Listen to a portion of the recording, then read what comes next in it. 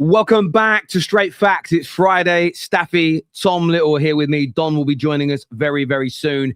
It is the Champions League final tomorrow. We'll be delving into it, and the boys will be giving their views and their predictions on who will come out on top. But history will be made. We're talking transfers as well today with a huge £120 million hijack bid to stop Julian Alvarez going to Barcelona has been reported this afternoon. We're looking at Man United, who are very close to announcing Atalanta's Ederson. But with Baleba, Matheus Fernandes, and Tchouaméni on the agenda, alongside Tonali, huge money is set to be spent at United this summer in the region of £300 million after Ineos paid down a number of the credit facilities earlier on this season. Also looking at Chelsea, who could have a bit of an exodus themselves with Enzo Fernandez and Cucurella leaving, but heavily linked today with a move for what will be the free agent of Konate from Liverpool. Could they sign the now ex-Liverpool centre-back who leaves for free when it was all thought that he was going to sign a new deal? And I remember seeing a video that looked like he was filming a new contract video. I remember him walking through somewhere in Liverpool in a park. But anyway, we're talking that. Plus, we're going to be taking a look.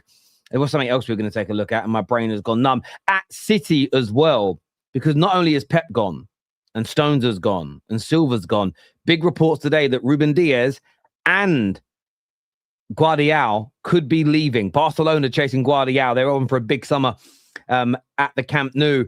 Loads to go through today, loads to talk about as well. Please like, share, and subscribe if you haven't done so already. Gentlemen, how are we doing? Great. Absolutely fantastic. Every time I think there's a bit of light at the end of the tunnel with my club, it's just another fucking train coming. You know what, Tom? I used to pray for times like this. Genuinely. I didn't. I know you didn't. But I used to pray for times like this. A rhyme like this.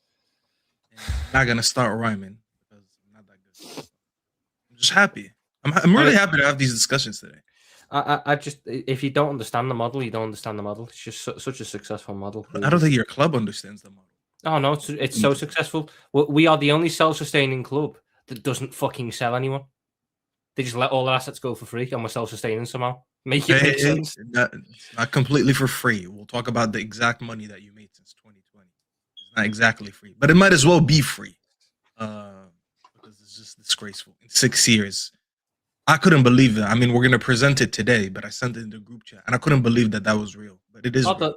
The list is longer if you go back further. Like, honestly, that's enough just for like a small, short list of like notable names. It's ridiculous.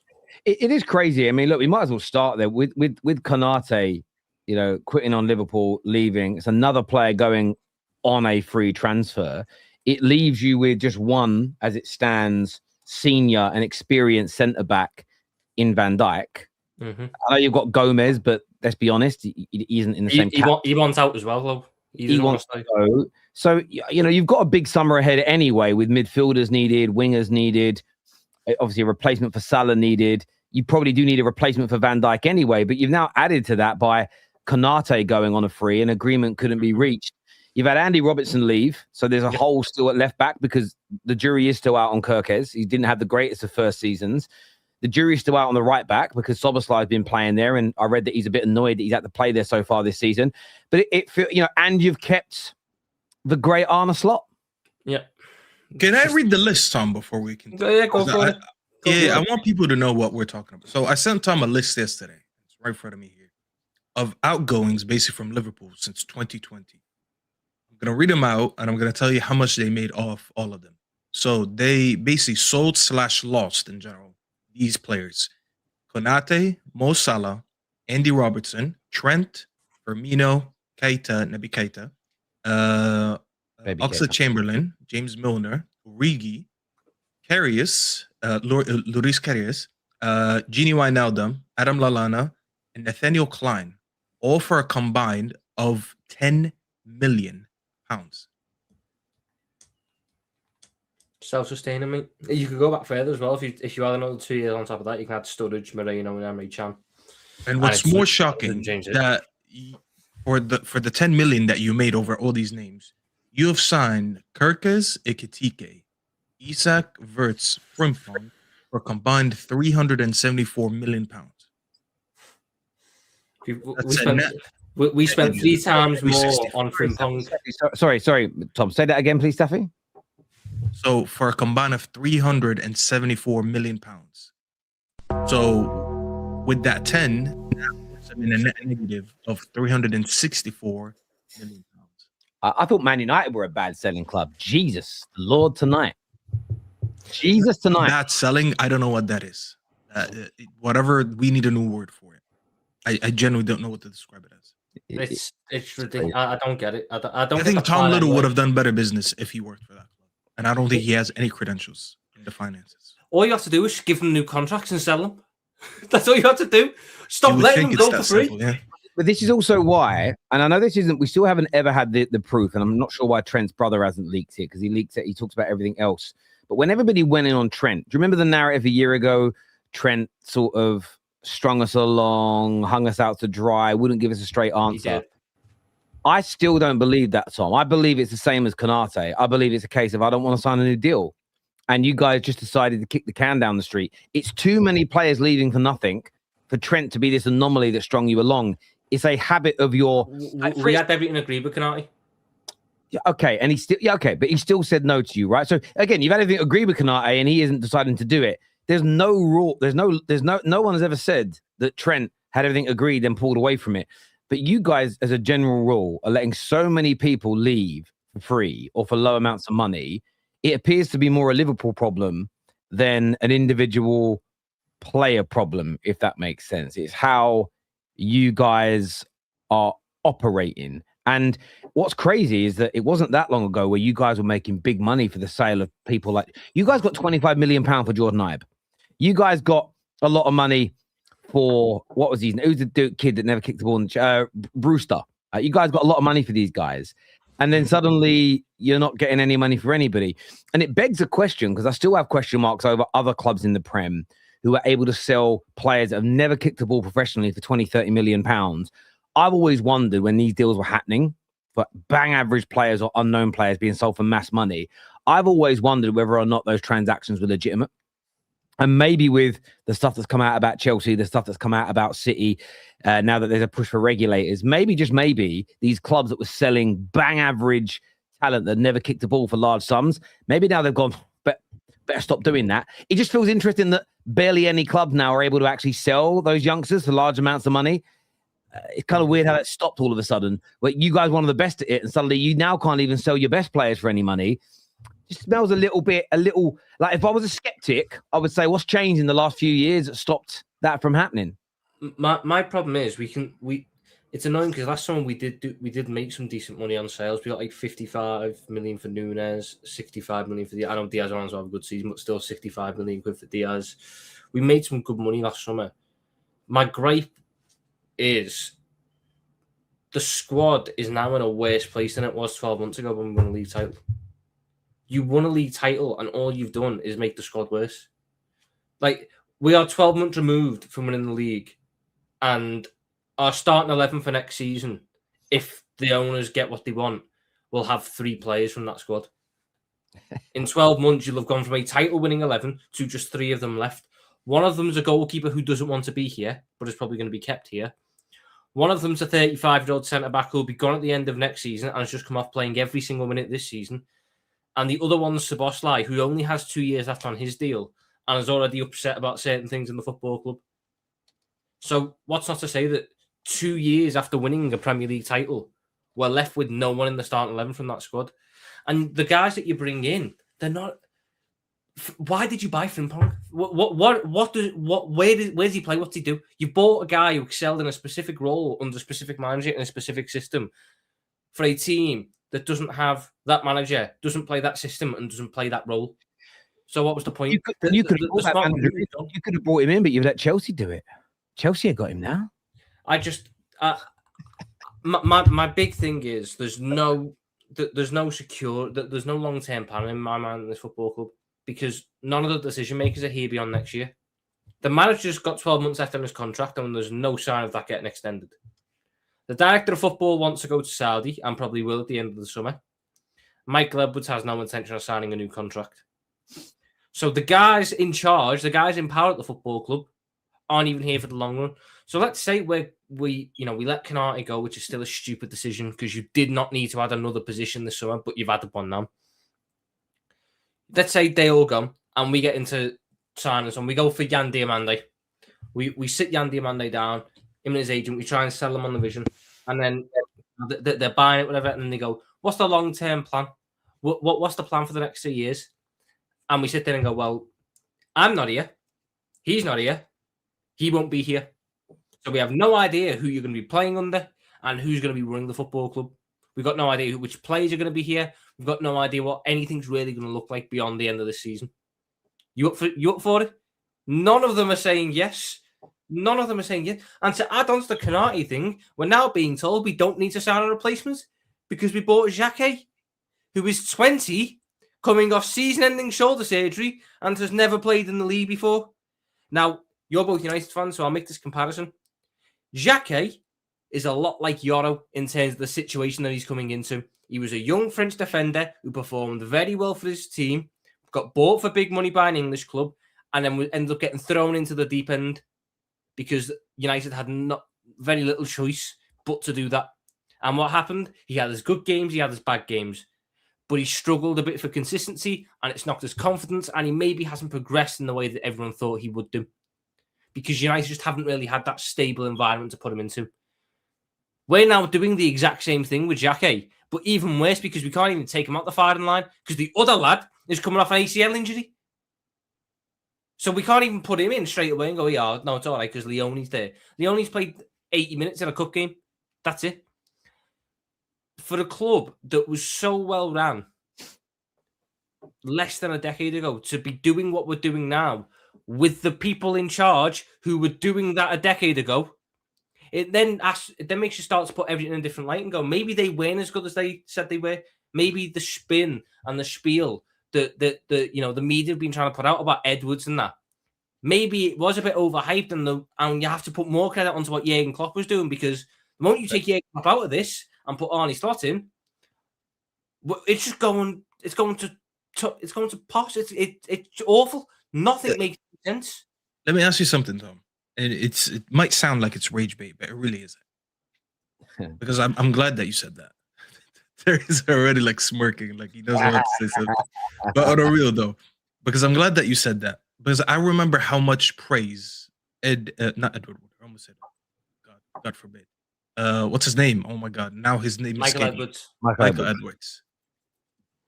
Now that you said that, how much of the last decade? Because I know he left for a little bit, but how much of the majority of his work over that last decade does it now look like maybe it was a flash in the pan? Because I'll tell you what, it looks like the Manes, the Salahs, the Firminos, those were very good at that time. But the fact that he couldn't replicate it, and it's looking a lot different than back then. It's higher spending and worse recruitment. It's looking like, was it a fluke all along? Or what the hell happened? Because it's very hard to differentiate, in my opinion. I think that he had an idea for the model, and the model is successful. But for the model to be successful, it requires a manager in place that excels at developing talent and is one of the very best in class. He had that in Jurgen Klopp. He no longer has that in Arne Slot. So you look at the squad we've got now. Very few players have really developed under him and really kicked on. Gravenberch had a good 6 months in the six, and then that was about it. But none of them really developed. We've struggled for a pathway for young players coming through. The only one that's come through is Rio Ngamoa. And the guys, if I sit there and say to you, if we buy a 35 million quid winger, do you think Arne Slot can develop him into one of the best in the world? You wouldn't say yeah. But you could see that with Jurgen Klopp because he'd done that previous and he'd done it at the club. And that's why it worked so well, because you had the ultimate ceiling raiser as a coach who could sit there, get these players and nurture them into what you need them to be. We don't have that in this manager. What we have in this manager is a guy who, his style of play is crap. He's got no connection with the fans. He's clearly fell out with half the players because half of them are going. To go from what we had under Jurgen Klopp, and look, I might never see that again in my lifetime. I hope not. I hope we see a manager as good as him, because I want that level of success again. But that was a very special manager, and I might not see that for a long time. But all the groundwork that he did, everything that he built, why are you moving away from something that was so successful for 9 years for this plan that in 2 years, yes, it got a league title, entirely off the squad that Jurgen Klopp built. And then the longer you have got your hands on it and done your bits and done your work and done what you wanted to the squad and ripped it apart and put new bits in and changed the style, changed the setup, all that's happened is we've got progressively worse and worse and worse and worse. Well, do you know what is interesting, right? I feel that there is no, I don't look at it and think you guys have got to undo your past. He bought some brilliant players. They brought in Klopp. When he left and then Klopp took over the recruitment, you guys had a bit of a backward step. You then kind of went back to your, other people buying players. Klopp wins some trophies. Slot comes in. You carry on that process. You carry on in that direction. You win the Premier League. The big mistake is that you've just undone everything in this last 12 months that was working, and you have a manager whose system isn't working. You've got a squad that's aged out.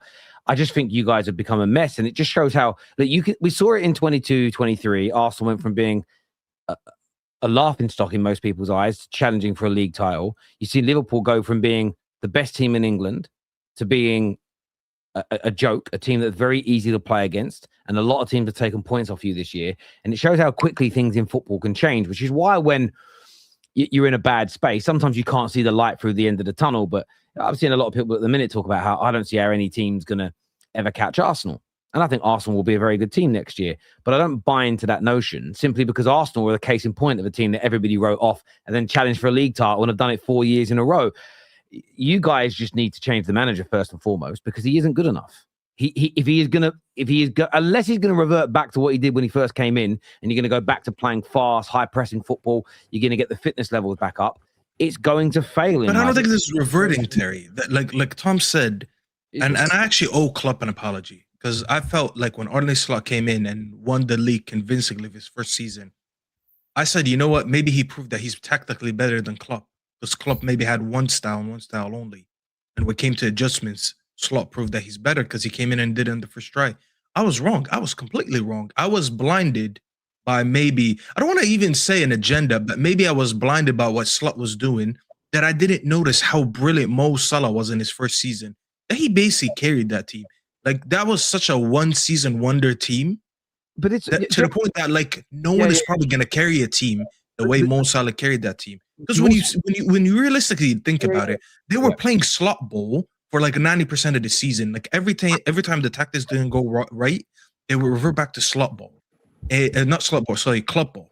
And it just makes me look back and wonder. I'm like, why did anyone think this guy was actually doing anything different? There is a great point there. I think as well, though, away from the manager, we all know how good Pep is. No one, I'm not going to slag off what he's done, but recruitment is a big part of it. We all know Arteta's done a great job to win the league, but without good recruitment, he wouldn't have won it. You know, you get this weird thing when people don't like a manager. We've had it at our club many times, Staffy. Show me all the players that he's improved from the previous manager. Well, how many of them do we actually think are good enough in the first place? Yeah, I hear that question. I don't care, because how many of the original squad that Pep inherited were there for the treble, were there for the 4P? How many of Klopp's original squad were there when they won the Premier League?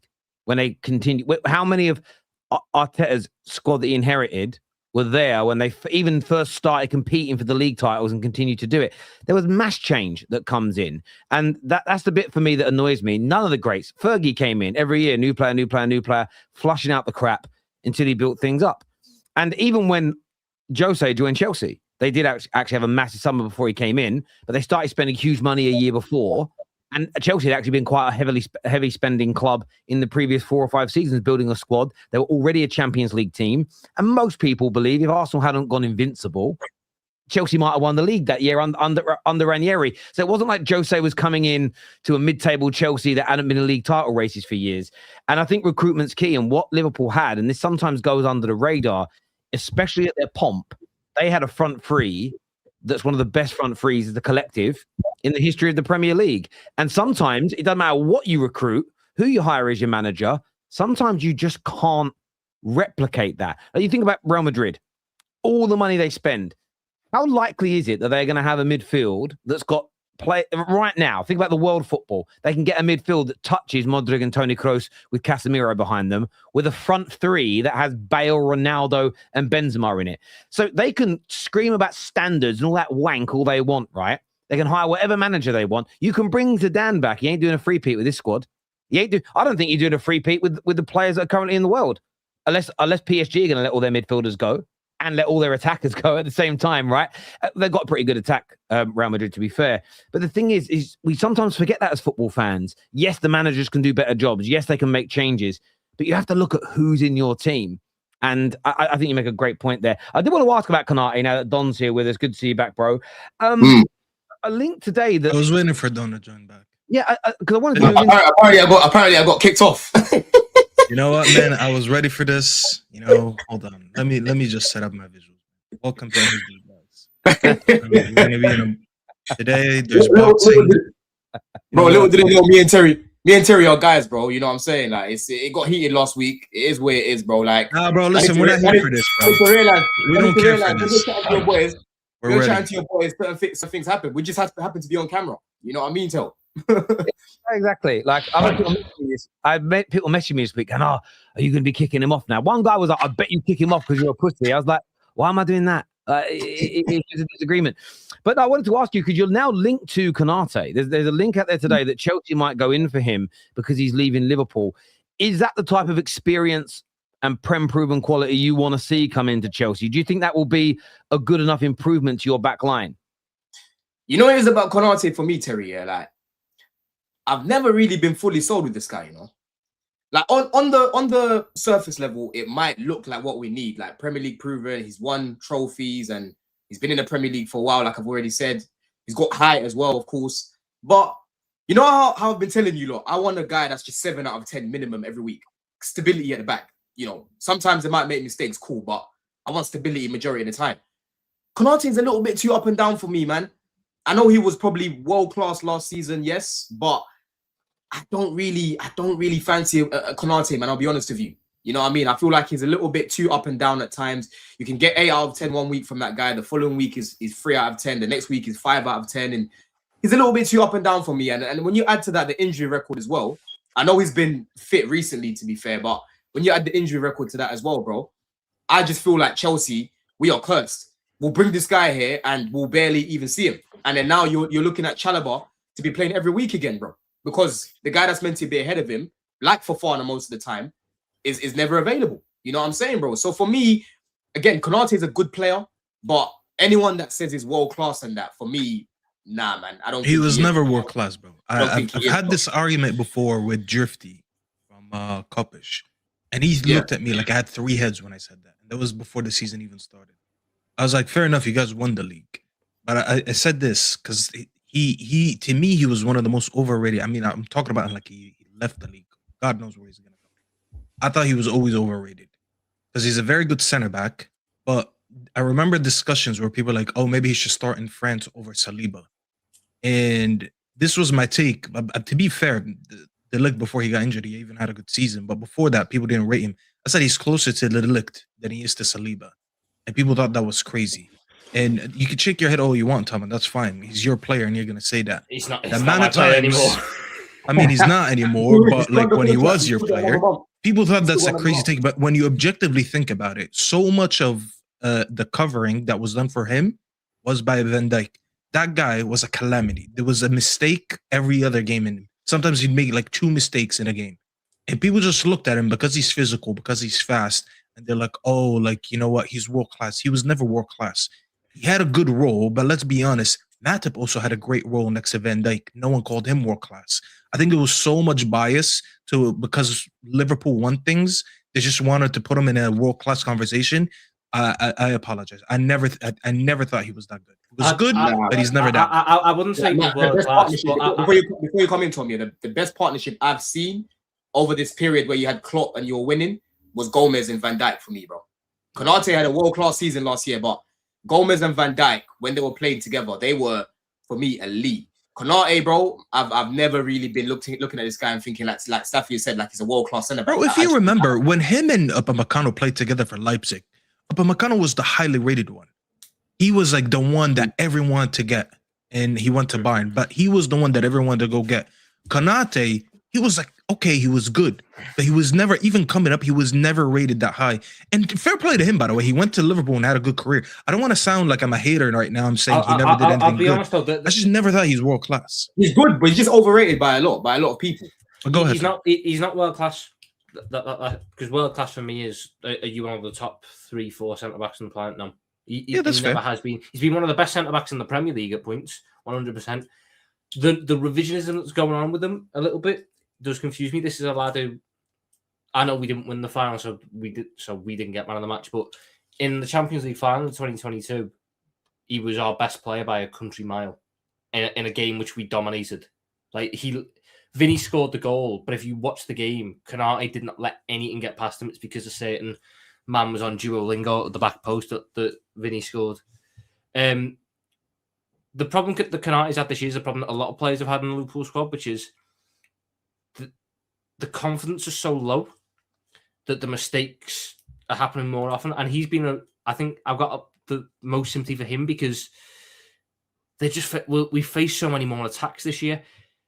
He's been exposed and exploited for his lack of ball playing ability. And if you were to sign him, Don, and Xabi Alonso went, Konate's my ball progressor, that's not going to work. But if you're playing a back three, you will not find a better channel defender than Konate. In the channel, when the ball's played down the line and it's a race between a winger or a striker, and Konate's up against them, Konate will win that 10 times out of 10. 100%. And if you've got him in a back three with reliable ball progressors alongside him, you'll get a really good level out of him. Because when we've had that, i.e. when we had Trent at right back, when we had Fabinho or Thiago in front of him, when we had Van Dijk next to him, you got a really high level up. And when he could just focus on his defending and covering the right channel whilst Trent bombed on, you had an unbelievable level out of him. This year, because our squad building has been so poor that we have one guy in the back line that can pass the ball out. Mm-hmm. The onus teams being able to read that and block that, i.e. what Man City did, which was man-mark Van Dijk the whole game. And then Konate has to be something he's not. If whichever team gets him, they're getting a very good defender if you play him to his strengths. And once he's playing to his strengths and he's got confidence, you get consistency. Konate can be consistent. Konate's given me. He's been here since, 2021? First season, consistent. He just didn't play loads because we still had Matip there, who I think was Van Dijk's best partner. The second season, he was battered with injuries, but when he played, he was consistent. Third year, a little bit of a wobble towards the back end of the season. Last season, completely consistent. The best level we saw out of him. This season, just gone really inconsistent. So out of 5 years, he's been consistent for 3.5 of them. You know what it is, Tom? Yeah, for me, I just feel like where we've been stung by so many centre-backs, especially these French youths as well, bro. I'm tired of these French youths, at this club. Hey, right? don't blame the French for your lack of recruitment. That's your problem. Hey, listen. There's great French players out there. It's your fault. You I don't know. and got the sassy, not us. I hear you, bro. But listen, Tom, what it is, you make a good point about what if Xabi plays a back three at right centre back. You're right. Like in the channels, it works in a back four though because you've got a right back that can do it. If you put Reece James at right back, you've got a ball playing right back. So Konate's not going to be in a situation where if he's pressed and he looks to his right back, he's got Jeremy Frimpong messing with his fucking headband. Fuck, it's come off for the 7th time in a game. You've got right Trent back would be the one. Yeah, Trent was the one. It was Trent for us, and that was his bailout. So if Konate was getting pressed, he just played to the right, and he had a right back there who could ping the ball out and relieve the pressure. You know what it is with Reece James. Yeah. What it is for me, Tom, because I still think it's a good centre back, right? I would be more open to it if we signed him, and let's say we signed Van Heck as well, like Van Heck and Konate, or Lacroix and Konate, or Ezri Konsa and Konate. Then I'll be more open to it. But signing him by himself, bro, I don't know, man. I feel like if your centre back partnership is Colwill, bear in mind Liverpool probably wanted our centre back partnership a couple of summers ago when we were looking for one. We wanted the centre back partnership of Colwill and Konate at one point.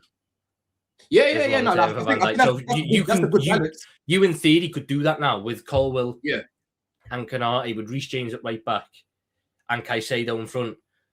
Yeah, yeah, I do get it. Covers all of it. That covers Konate's deficiencies and allows him to showcase his quality. And that quality that he has is what I think Chelsea have lacked this season because you're being logical. Too many times. I hear it, bro. I hear it. You're being logical. But what it is for me, I've just got that emotional connection to the club. And I've just got PTSD of the centre-backs that we've had back there that just make silly mistakes, right? Because I'll come on here and say, yo, we played well today, but Konate made a blunder at the back. We've dropped points now. And man are going to start telling me, oh, your team shit then, innit? Because one guy at the back's made us drop points, the whole team shit now. You know what I'm saying? So I'm tired, bro. I just want stability back there. You know what I'm saying to him?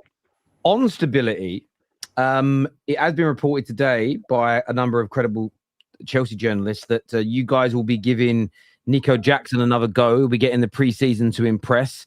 The player has stated that he is happy to stay at Chelsea as long as he gets game time next year. Do you think reintroducing Nico Jackson back into the Chelsea squad to bolster your attack is going to be a good move for Chelsea next season, Don? Be careful it's always been how you reply to this. Warning you. Be careful. No, it's the thing is, yeah, like with things you said. Yeah, listen, with Jackson, yeah, like I've the main problem I had with that guy was his petulance and his finishing, right? But I remember I was going back with Dan Potts. Dan Potts used to tell me, oh, Jackson's shit and that. I'm like, bro, watch the games. Like, he's a shit finisher, yes, but he's actually quite good on the ball. He helps Palmer as well, especially, right? But what I kept saying last season, Terry, is I don't mind keeping this guy in the squad. But is that what Jackson wants? I don't believe he does, right? When João Pedro came very early from the Club World Cup, he got dropped and he didn't like it. Every time they'll show him on the bench in the Club World Cup, you could just see his face. He's angry, bro. Because when this guy's just come in 2 seconds later and he's banging in all his goals and helping us win the Club World Cup. So his ego didn't allow him to stay at Chelsea. Because if you guys remember, Delap got injured and we tried to bring Jackson back, and Jackson said, "No, I'm still going to go to Bayern Munich." No. Context. He literally landed in Germany, and you said, "Come back." That is different. Because the player that we had up top that was playing there, Delap at that point, right, got injured, bro. So things change. You know how football changes quickly. Don, if that was you, you would have said the same thing. If you landed in Munich airport and they said, "Don't come back, you're coming to Chelsea instead of Bayern," you'd say no. I get all of that, bro. But the point is, right, the snowball effect of him even going to Germany in the first place, Staffy, is because he was struggling to accept that his position in the team starting left. Yeah, he was a third striker. What the fuck was he supposed to do? I mean, I'll be honest, Don. I would also be a bit disillusioned if I was told that I was being replaced by Liam Delap. Don, would you sit on the bench for Harry Kane? Delap is not the guy. Delap is not, bro. João Pedro is the guy that replaced Jackson, bro. No. Stop, Don. Hold on. You're doing revisionism right now. I remember vividly because you are because you're changing. You're switching up the scenario a little bit.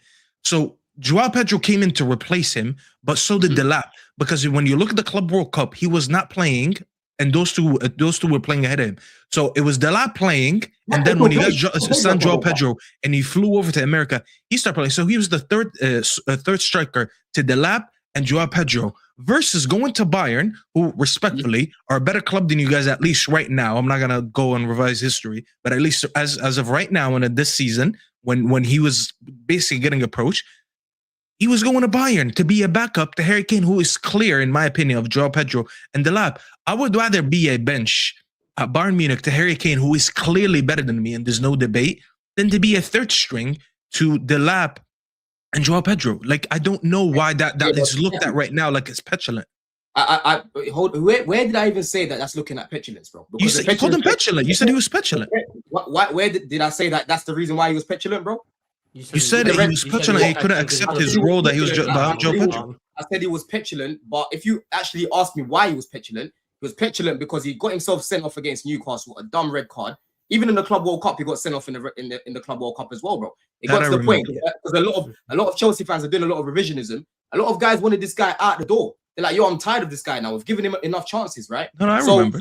I get the point you're making about bringing in João Pedro and Delap. But end of the day, bro, Jackson was starting. Delap has never been a starter in this team. Our starting striker has been João Pedro. So João Pedro is the one that took his position. And if this guy he started ahead of him in the World Cup, I went to that game against the Tunisian team. I remember. Yes, he started, but he was dropped, Staffy. You're not listening. At the end of the season, Maresca had enough because Jackson got injured towards the end of the season. He came back and he was rubbish, bro. Even before he got injured, he was rubbish. And it was clear to me to see that Maresca had just given up on him. Maresca said, "You know what? I need something better than this because some of the chances, man, were creating for my man. Why is he not scoring, bro? Palmer started to get pissed off with him. You were watching the Club World Cup. It was in your fucking country. Remember that game when Palmer started kicking the post because he had enough of this guy? It's like, yo, I'm right here, and you're he didn't square it to him, something like that. I remember. You didn't square it to me, bro. So what I'm saying is he lost his place in the team, yeah, because João Pedro came in and João Pedro just hit it off from the beginning. If he had stayed in the summer, right, and Delap got injured, bro, or whatever, even if Delap didn't get injured, Jackson might have still played more. We don't know. We don't know these things, bro, because at the end of the day, Jackson has showed more for Chelsea than Delap. I can't turn around and say, oh, Delap would have been ahead of him because Delap didn't show anything here. You know what I'm saying, bro? But end of the day, for me, I just feel like Jackson was hurt by the fact that we brought in João Pedro. Obviously, we brought in Delap too. You're right about that. And João Pedro, not long after joining the club, he joined the club after like a week, Staffy. He was starting for us. And I'm telling you now, bro, if Pedro wasn't starting for us in the Club World Cup, we don't win that competition. Yeah? No, I know. I remember. We don't win that competition, bro. So for me, Terry, just to round up here, like I would be happy with Jackson in the squad. I've got no problem with that. If he's just part of the attack, part of the squad, I've got no problem with that.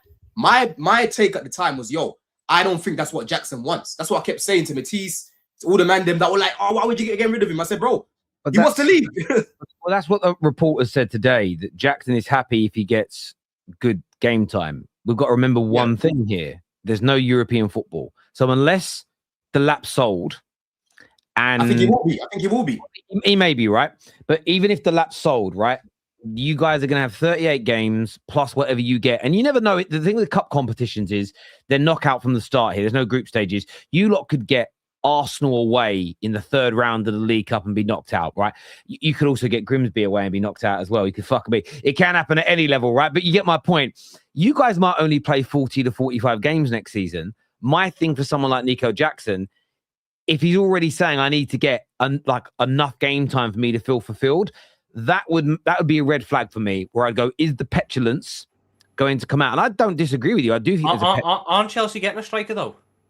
Well, Chelsea are also, that Omega guy's been signed as well. Like, Chelsea, you're also linked to other strikers. So I look at it and just think, I let him do some preseason stuff, get him in the shop window. Bayern Munich clearly don't want him. Otherwise, this wouldn't even be a talking point. But I think bringing him back in, you mentioned the petulance.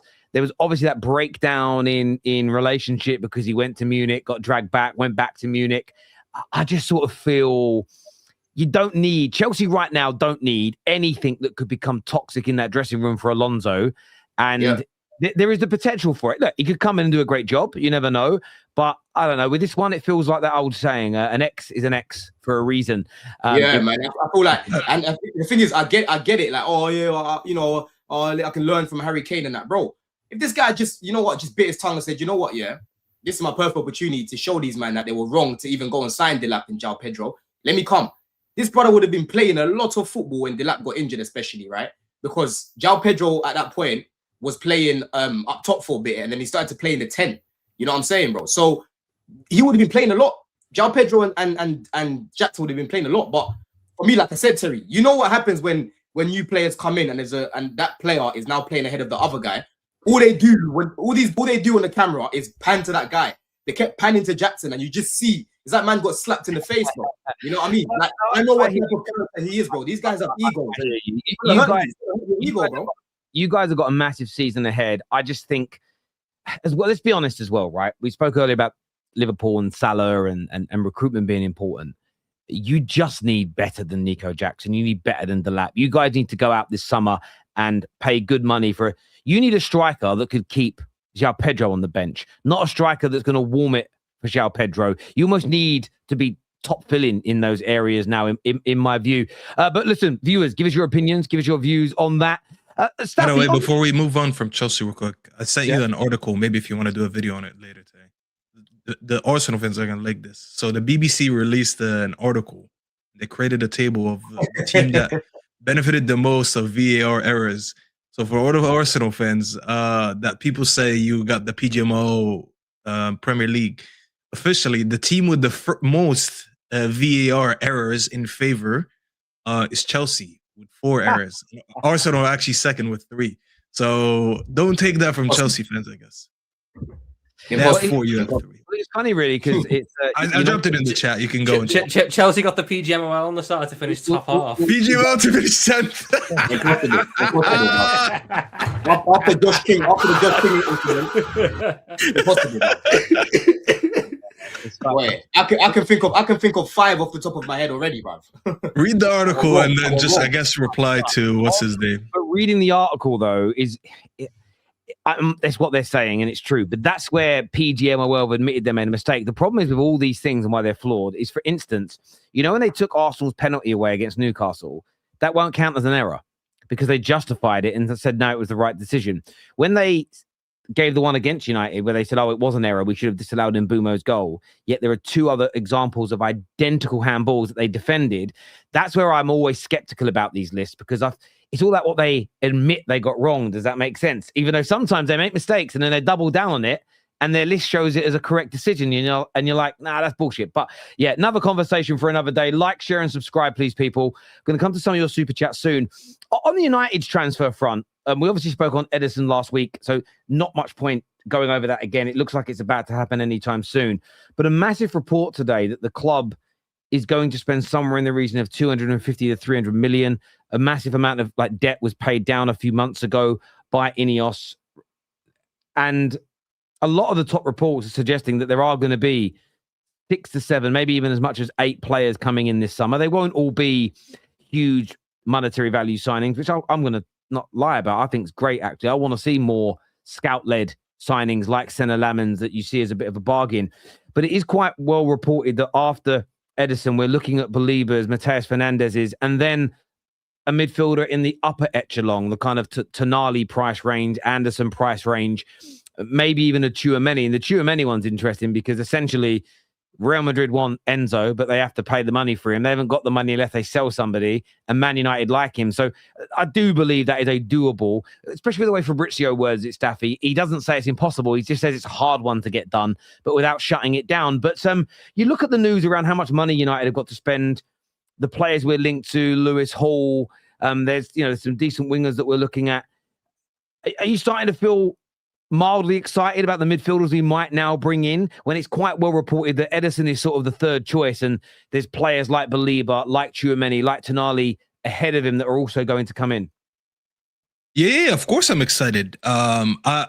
I didn't know about the whole debt paying thing. Basically, what was it? What was the number reported again? They paid about 150 million in credit. Yeah, so essentially we have roll-in credit facilities, but basically big overdrafts. And back in March, about 110 million pound was paid off. Some other debts to clubs were paid off. So that plus all the new income due to sponsors and everything else, there's about 250 to 300 million to spend without selling anyone. So there's a lot of money now. Yeah. So that's what I'm saying. Obviously, I didn't know that until the report came out today, and I read that part. But just looking at our summer last summer, going this whole season with the players that are going, it was always very easy to kind of predict that this is the summer that we're going to spend a lot. Because last summer we did more sales than incomings. We only signed 4 players, but we sold/loaned out a lot of players. You got a lot of money on the books back from loaning out Rashford, that he basically didn't take any wages from United, and he settled his wages with Barcelona. So that was like over 300K that we weren't worried about. I don't remember how much Aston Villa was paying for Sancho, but I do remember it was a big percentage. So that was a lot of money that you were kind of getting back from that. And he's off the books this summer because he's leaving. Casemiro, he's off this summer as well. And he's getting like, what, 300 and something, 350? I can't remember the exact number. So you're talking about potentially somewhere between 800 to 900K in wages just being back, plus the sales and the profit that we made last summer. And whatever sales we're going to do now, you combine that with the reports that come out today, I'm not surprised whatsoever that we're going to spend all that. I was predicting it, but damn, I didn't know all that was going to happen. And it makes it very exciting because this was always going to be the summer to spend. And this is why I was okay with not being in Europe for 1 year, because it was a natural reset that the club needed, especially with all the bad finances that we had running in terms of contracts from the old ownership or the old people that were running the footballing decisions, I should say. When you look at all the players that we've been signing since Ineos Basic came in, and the players that we're given new contracts to, there's a clear difference in the wage structure. Like Ederson is rumored to come in and get 75K a week. Hmm. If this was a signing that was done about 3-4 years ago, he'd probably be on 150K a week. Because I never heard of a player coming to United and getting paid under 150 or 100K a week. So when you look at that, they're restructuring the whole salary thing. Even Mainu, he didn't get a huge contract. It was a price bump from what he was getting, because I believe he was making 15 or 20K. But all the restructuring of these contracts, it was very good. Like you no longer have all these excessive players that are not good enough that are making over 300K a week, like we were like not even 5 years ago, like 3-4 years ago. Anthony was one of them. Sanchez, I said, was one of them. So essentially now you only have, Mount is still on the books. Big up to the chat, I see that. But essentially you're only looking at Bruno, who's probably gonna, and he's earned it in my opinion, who's gonna be on a big contract if he gets a new contract. That leaves a lot of, and excuse the American terminology here, but it leaves a lot of cap space for all these players that are gonna come in. And I'm not surprised that we're gonna spend a lot this summer. Isn't it, though? There's the new financial rules taking effect this year, so it's not PSR anymore, is it? It's a SCR. But they're all a little bit irrelevant for the European teams in Europe because our cap's 70%, not 85. Yeah, because you've got to comply with FFP. So anyone who's still in Europe isn't really changing their model. But I do agree with you, Staffy, and I think that although, listen, I think some people look at like lowering the wage bill, going, well, that's showing a lack of ambition. I personally disagree, because Mbeumo and Cunha came in on good money, but it wasn't the same type of money that the best players in the world are earning. And we've got to get away from that. The problem will be in 2 years' time, if we're challenging for league titles and somebody like, let's just say Mainu goes, I want to renew my contract again, and he's seen as one of the best midfielders in the world. If we go, we're not going above 150, that's when I'll start to have a problem, because you go, hang on a minute, the best midfielders in the world are paid 300K. If we want to keep him, we're going to have to increase. But in the short term, this makes more sense. And Ederson's a great example. People, yourself said, it's like a Fred player. And I agree. It might be around that level. Fred should never have been our starting midfielder on the better part of 200K a week. He should have been a third, fourth choice on about 50K a week with 2 or 3 players ahead of him, and none of us would have had a problem with him.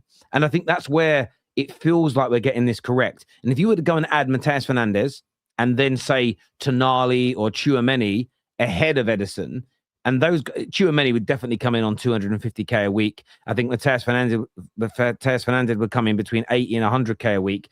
I would then look at that and go, that's a really good blend of quality, ability, profiles. But then you look at the structure of how much they're all being paid, and you go, that actually feels about right for players of their quality as well. And it feels like we're getting that right again. And there's a lot of United fans who piss me off, and they annoy me because they advocate for us to behave in the way that we did for 10 years under Woodward's leadership, that ruined us not only on the pitch, but also financially. And they annoy me, especially the ones who've got a brain. The Man United fans, well, no, are a little bit smart, got a little bit of a brain. And I sit there and just think, pay whatever it takes. Pay whatever it takes. Well, you've got to be careful here, because if you think about Matheus Fernandes and say Alex Scott, let's say you think Alex Scott is better.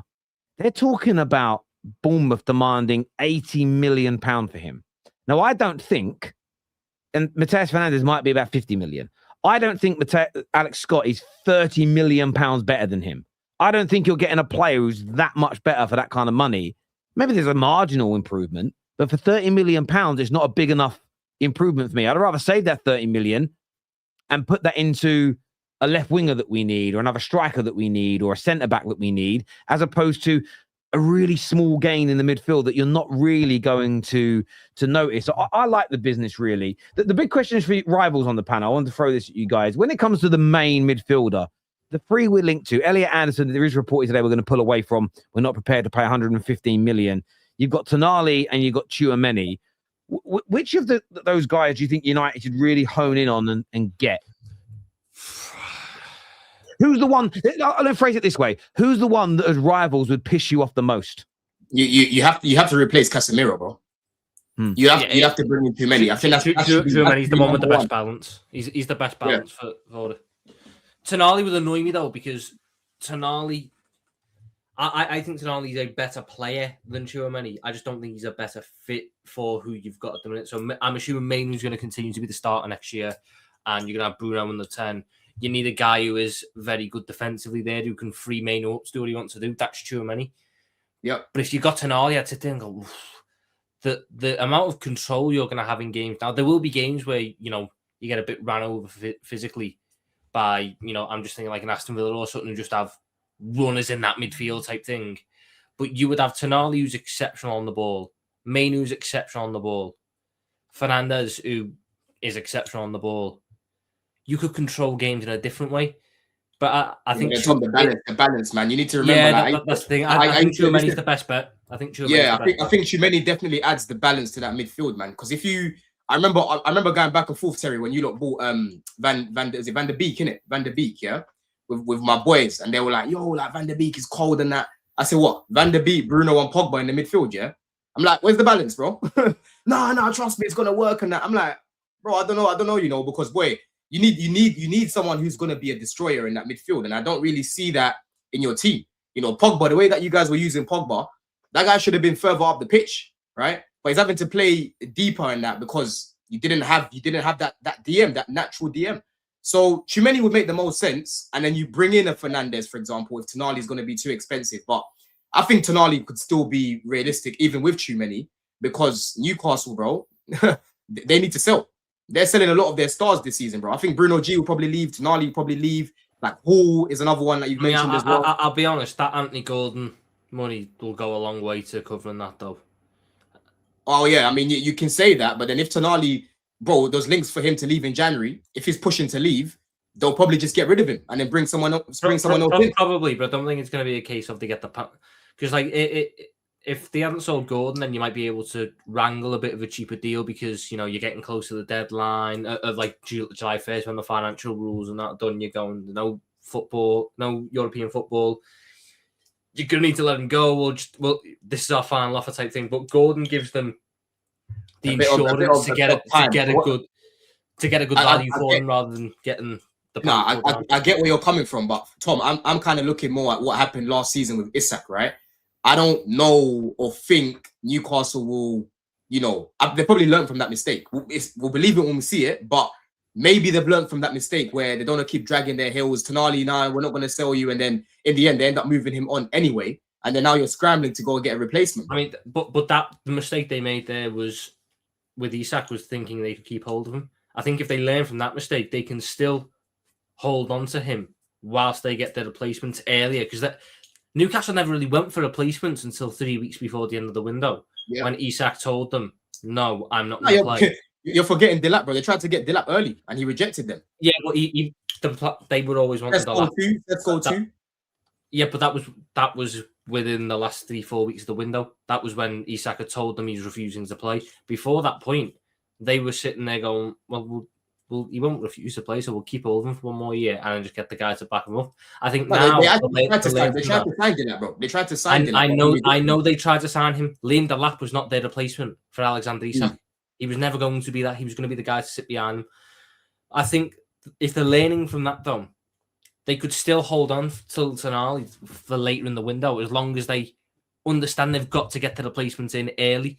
I think last time they just thought they wouldn't have to replace HIJACK because they weren't going to lose him. I think they're not going to risk that this time around. So I just think the Anthony Gordon money, what have they got for him? 70 million quid for Anthony Gordon? That is the insurance policy. That's the insurance policy. Mm-hmm. Yeah, it's about 70 million quid then. That's the insurance policy that Newcastle needed to be able to strong arm in negotiations for Tonali potentially, especially if he doesn't go to the extremes. If Tonali sits there and goes, look, I'm not going to refuse to play. I'm not going to do this. I want to go, but I'm not going to refuse to play. That just gives them more of a power in that negotiating position. Whereas Tchouameni, look, Jose's going back to Madrid. That's volatile at the best of times, especially with the whole situation that went on between Tchouameni and Valverde. I think Valverde's the Real Madrid captain. I think if a club's going to side with someone in that situation, it'll be the captain. Maybe Mourinho goes in and just wants to purge the dressing room with these bad influences stuff.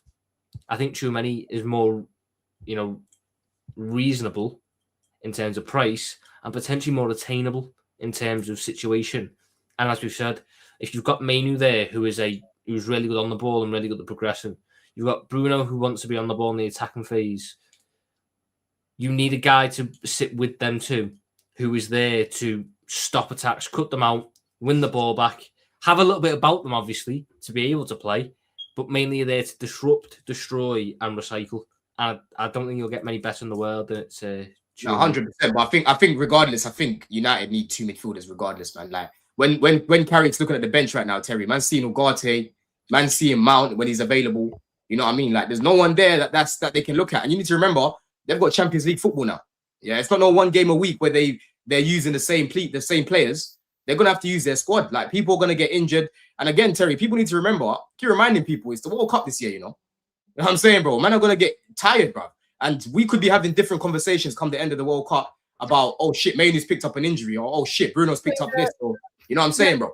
I hear you on that. I'm not overly worried about our summer. I think we're gonna have a good one. And the reason I'm not overly worried, and there's a few people that might, and if I look at our signing so far under Ineos, I'm looking at 2 people that I'd say would all agree are flops, and that's Ugarte and Xerxes. Some might put Yoro into that. Some might put Delit into it because of the injury he got this year, although I thought he was very good when he played up until that point, but it was a random back injury. The biggest mistake they made was trying to get him fit. They should have just done the fucking surgery in December. But outside of that, I've been very happy with all of our signings. So we've got anywhere between a 60 to 75% success rate on our signings so far. If that continues again, but we slightly higher number, we do bring in, say, 8 players, there's going to be a couple of them that flop because every year everyone has players that flop, even the best teams in the world. I'm quite comfortable we're going to have a much stronger squad next year, more balance. Yes, it's a World Cup year, so there's more games, but that's why we're targeting more players. Our biggest issue was, you are right, is when we rotated this year. But it's when we didn't have Cass or Mainoo, and when we had to bring in the likes of Ugarte or drop other players deep into the midfield. Outside of that, the rest of the team it was the midfield where the problem was, and that's why we're looking to rebuild the whole thing. We're going to sign 3 of them. Mainoo staying. You've got Bruno that's going to stay. It looks like he's going to get a new deal.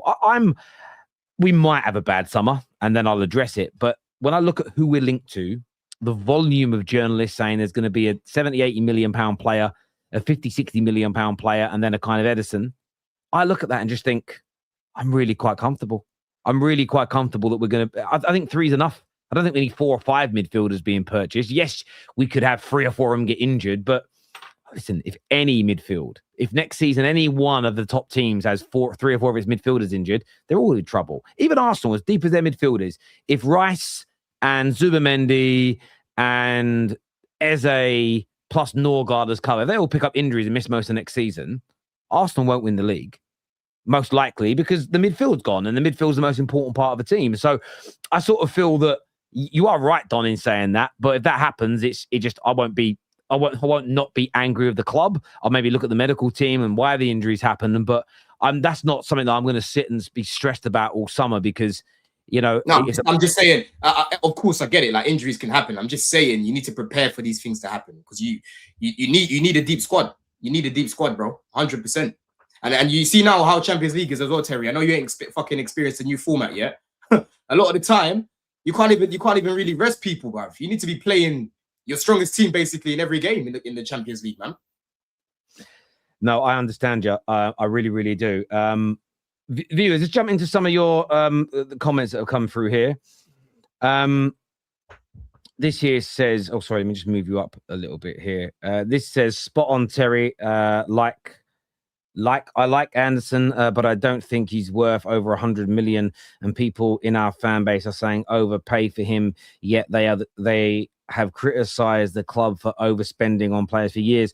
Well, look, part of our debt is from the ownership buying us from years ago. We get that, but there's also 500-600 million pound of debt and we're still paying players off that haven't been good enough. And although Anderson might be good enough, I still look at it and think you've got to be very careful because at the moment, look, we haven't pulled away because of the price. We've pulled away because Elliot Anderson prefers Man City. But we've got too fragile a fan base. And you see by the way they melt down every day online, fucking babies, that can't handle the word rejection. They are emotionally insecure little boys that pretend to be men. We do.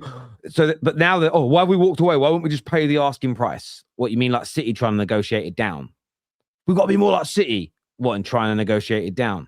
But there's no point wasting time negotiating a price down if the player has picked another team. You take it on the chin that the player doesn't want to join you, and you move on and find a player that does. And that's for me why we have improved in this last year or so. Yes, we finished 15th the year before, but we know why. It wasn't because the recruitment was bad. It's because Ruben Amorim wasn't good enough. And the reason why our recruitment has been good is Ineos are But the only recruitment wasn't good enough either. Hoyland was shit. well, but okay, Yeah, but Hoyland wasn't purchased by Ineos. Ineos are only signing players that pick us, that are saying, I want. Regardless of Ineos not signing them, the recruitment was still shit because Hoyland was horrible, bruv. Yeah, but I'm not. I'm no longer going on about the recruitment that happened before Ineos because it's a different group of people running the football at the club. So it's almost an irrelevance when it comes to our current building of this squad to speak about what was signed prior to the current recruitment team because none of them were. Your point was we didn't finish last season 15th because of our recruitment. That played a part. It wasn't the only thing. Amrin played a part too, yes, but your recruitment played a part too as well.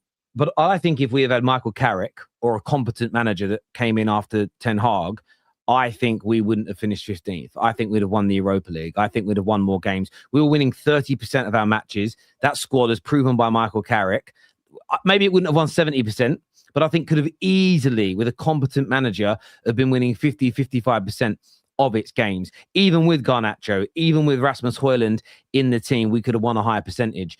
We've then gone up to another level with the recruitment last summer. And a big part of that is, and they're right for this Ineos. And I think every club has got to adopt this model. One of the biggest mistakes we made in the previous 10 years was signing players that didn't really want to join. We threw money at Di Maria. We threw money at Alexis Sanchez, to name just two. We turned their heads by going, what, they're offering you 300 grand a week. There's 500 grand a week to play for us. It doesn't work in football. And it doesn't work at Man United because the players come in and go, fuck, I didn't really want to be here. I got tempted by the money and now I want to leave.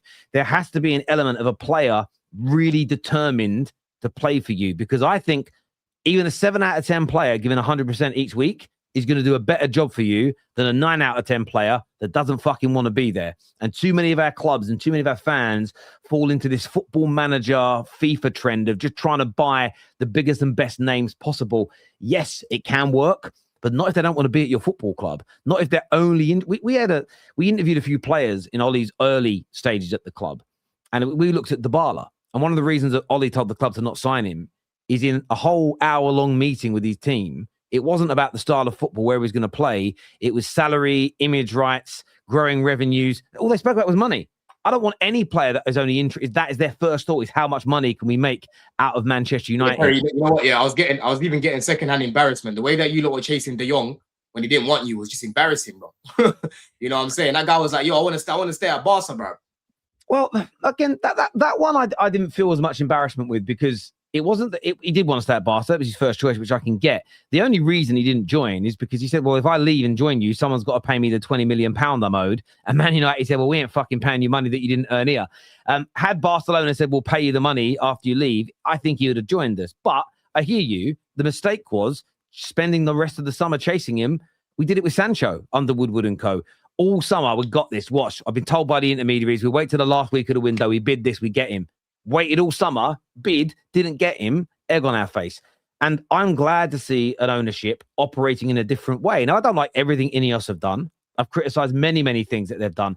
But what I find interesting about Man United fans is the things they're doing that are good, they pretend they're bad. And I sit there and think, I can't believe you're so blinded by hate or a vulnerable ego that when you see them doing the right things, you still call it out. And I find that to be I get that in my fan base all the time, bro. When I give Clear Lake or Blue Co credit for doing something well, right? I'm a Blue Co merchant. But when I crash them out, when I crash out on these guys, you don't see these clips anyway, Terry. You don't see them saying, oh yeah, we agree with you. They're just waiting for you to give a bit of balance. You know what I'm saying? Because me, I just call it as I see it, bro. So you're right. You're right. Well, you just get this a lot of people saying, "Are you happy that they made people redundant?" No, but they had to do it. We grew our revenues by £1 million a year before they came in, which was great. But we increased the outgoings by over 200 million a year, and a lot of that was on people that had jobs. And I don't want to see anyone lose their job. But if you can't afford to pay your staff and you keep losing money every year, well, eventually, if you go down that trend, everyone loses their job. The club goes into administration. You can't operate that way. Could they have done things better? Yes. Have they made mistakes? Of course they have. And I've called it out. I've called all of it out. But at the same time, we had to stop losing tens of millions of pounds a month. We had to, because we were going to go bankrupt or we weren't going to be able to operate this way. Now there's 300 million to spend. Have you noticed that no one's going, no, don't spend it. Give everyone their jobs back. They want to go out and spend money on players. So there's the hypocrisy in this. The reason I didn't go overly mad about calling it out is when we had the money to then spend on players, I knew I was going to celebrate spending that money on players. So you're a big hypocrite if you're like, no, this should really be to go out and employ people. What? Employ people that the club doesn't need. Because as I told everybody at the time, you wouldn't see the club's revenues drop because of it. You wouldn't see the club go backwards because of it. And you're not seeing that. Our revenues are actually increasing. Most of the people that lost their jobs, a lot of the people, and I spoke to a few people I know at the club, they were just twiddling their thumbs. There was a woman on 200K a year that couldn't explain to the club what she did all day. Like, these are the things that were going on before Ineos. Now, it doesn't mean Ineos are the best owners in the world. Some life that, isn't it? 200K a week to just turn off. They did this thing, and I know a lot of people hate it because if their bosses did it to them, they'd feel like it was intrusive, but it's right for business owners to do it. If I employ 50 people and I send everyone an email saying, can you guys break down what you do in a working day for me, and you can't do it, and you can't show me how you fill up 8 hours a day, you're probably going to get made redundant. Because if you're just getting if you're getting a pay and you can't explain that this is what I have to do because it takes me 8 hours a day. If you're only going, oh well, once I've done these two things, I've got about 6 hours spare. Well, do I fucking need you? No.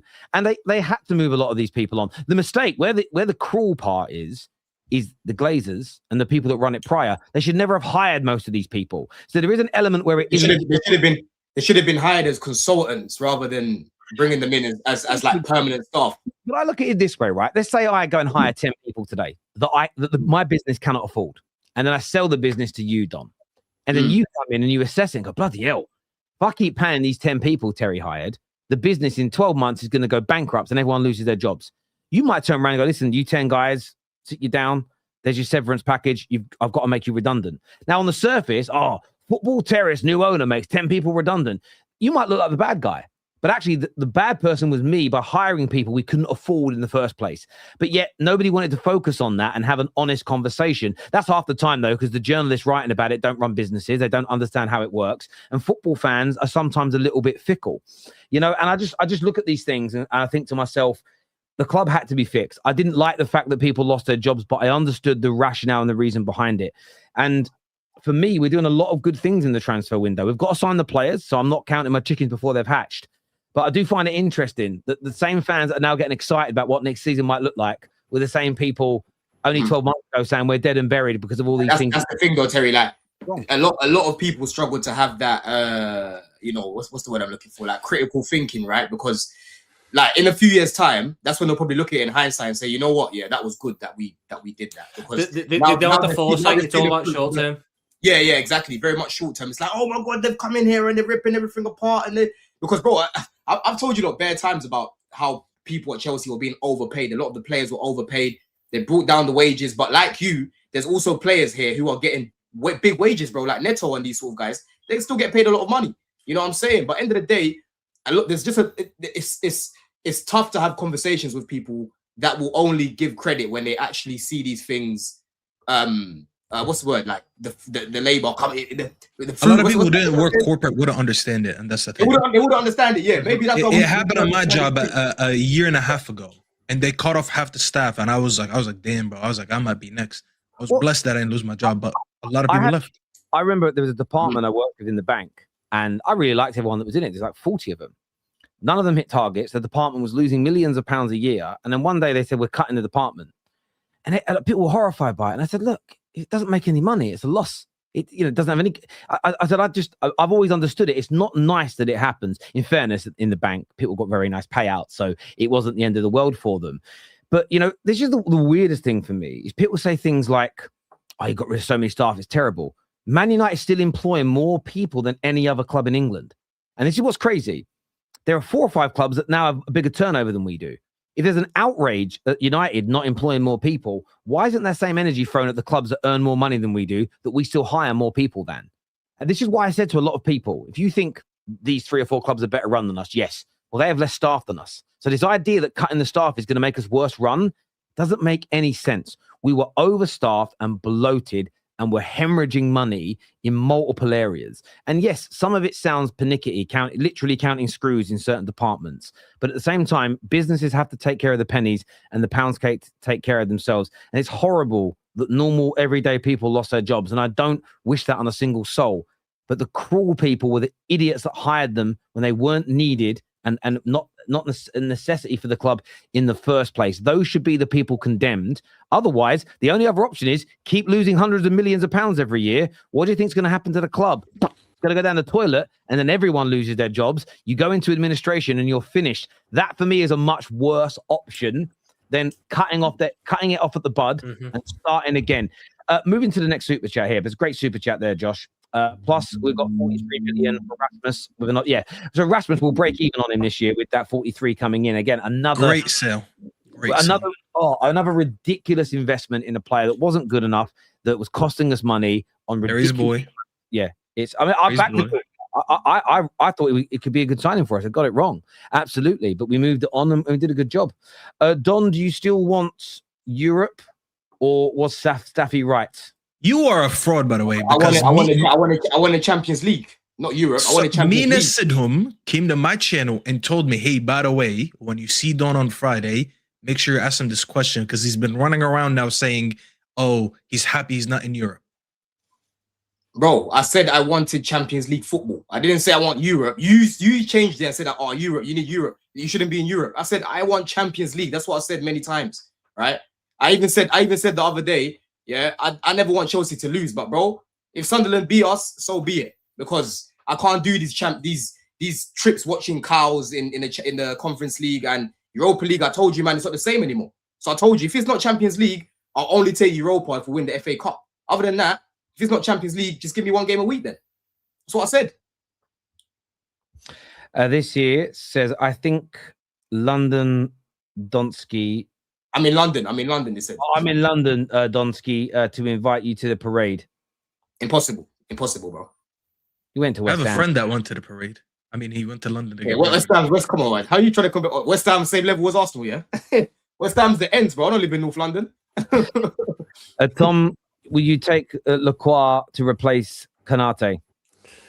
He's one of the better options, but it's still. You're telling me I'm replacing a 27-year-old France international with a 26-year-old who I don't think has played for France. I just think I'm downgraded across the board. So yeah, he's one of the better options, because my only other options are what? Nathan Collins. Christ. I love this comment here. It says, Derek, a dinner lady on 25k a year isn't going to sink United financially. What a bad argument. But you're the one with the reductionist argument. This is a low IQ argument, my friend, and you're going to be offended, because what you've done is that example we've given. People from the Netherlands are the tallest in the world. I know somebody in the Netherlands who's 5'2". Because if Man United did their finances and the only department at the whole club that was losing money was 25k a year because we had one too many dinner ladies, they would have carried on hiring her. The problem that we have, it was multiple departments were overstaffed, overpaid, and then hemorrhaging money, mass food being thrown away. Even when it comes to the departments of like caretaking, as we call it in England, there was tens of thousands of pounds worth of materials being ordered in that were just sitting for months and years unused in different parts of the stadium and warehouses, hemorrhaging money. So the problem that you have is, how do you make it fair? If there's multiple departments where it's overpaid, overstaffed, resources being used, you have to be fair across the board, right? So you're making it sound like there was one person that was overstaffed and they got rid of her for the sake of it, or him for the sake of it. It was tens of millions of pounds across multiple departments of the organization that had to be stripped back. So yes, you're right. One person being paid 25k a year wasn't going to sink the club, but it wasn't one person. It was tens of millions that had to be brought back in for the club to make more money. The club as well. I didn't like seeing fans charge more. But at the same time, you've got to go with this is what people don't understand about the business side of it, is that every other club is increasing its revenues. You have a choice. You can decide to not increase your revenues, but you're going to fall behind the other clubs. Now, people, billionaires own it, though. Billionaires can only pump a certain amount of money into their club every 3 years. It's about £90 million. They're limited to how much they can pump in. Otherwise, the Saudis that own Newcastle could pump billions in, couldn't they? And they'd have an endless supply of money. There's only so much you can pump in. And the problem that you have is that people don't realize this, and they don't care about the actual You know, people, oh, the new owner should pay the debt off. Well, the Glazers won't let them because the Glazers won't give up part of their ownership for it. They should pay it off anyway. Well, they should part with £700 million of their own money to pay debt off and then don't own any more of the club. No, they'd be stupid to do that. And we don't ever want to hear it from the other side. So I really appreciate the comment, but that wasn't what happened at the club. One person being employed that they didn't need, that they decided to get rid of. It was tens of millions of pounds worth of money being hemorrhaged out the football club that the club couldn't afford. What's the alternative? The club owners can't keep pumping money in. It's against the rules of football. You've seen what's happening to other clubs whose owners have been paying money in that they shouldn't. They're in fucking trouble, aren't they? So do you want them to do that and cheat? And then maybe imagine that's what they did. Idiots went in and cleared everything off and they were paying stuff off the books. Everyone goes, oh, aren't they brilliant? And then in 10 years' time, we're up in the courts with 115 charges for breaking the rules. You'd then call them wankers, wouldn't you? The club has to be run at least to break even or not to lose too much money. And I don't like how they had to go about it, but we have to call out the Glazers for hiring people they couldn't afford. That is the evil deed. To not see that is ridiculous. Trent versus Gordon in El Clasico. Who you rooting for, Tom? It's like asking which fella I want to nick my girlfriend. Anthony Gordon, probably. Fucking hell. They're both crap, but Anthony Gordon. I can't have that right back get any joy anymore. Unless it comes back. Oh, we've done that. Well, come back to the Champions League ones a bit later. Big up to Terry and Staffy, my fellow United fans. We back in Europe, brothers. Terry has a Champions League final 2 days, bro. What do you mean he's back? I do. I'm still on loan. Let's get greedy. Arsenal should buy Konate and move Miles Lewis-Skelly into them. You don't need Konate. You've got 3 better centre-backs than him already. Maybe even 4. Big up Terry, Tom, Staffy, and Don. Hit the like button. Thank you, bro. And thank you, Luke Skywalker, for encouraging everyone to hit the like button as well. Going back to pre-Klopp era, boring, and them Perini. man. Sorry, Perini. Oh, that was a great era, bro. Let's go back to it. I was a great time. That was a great time to be alive. Final transfer before we get onto the Champions League final. Bayern Munich have bid 100 million. Sorry, not Bayern Munich. Barcelona have bid 100 million for Alvarez. That has been flat rejected by Ati, who want somewhere nearer to 120 million. It has been reported by L'Equipe this afternoon that PSG will be looking to hijack and will go all out for him. Athletic just posted a statement about it, by the way. Oh, what have they said? They've basically took the piss out of it and said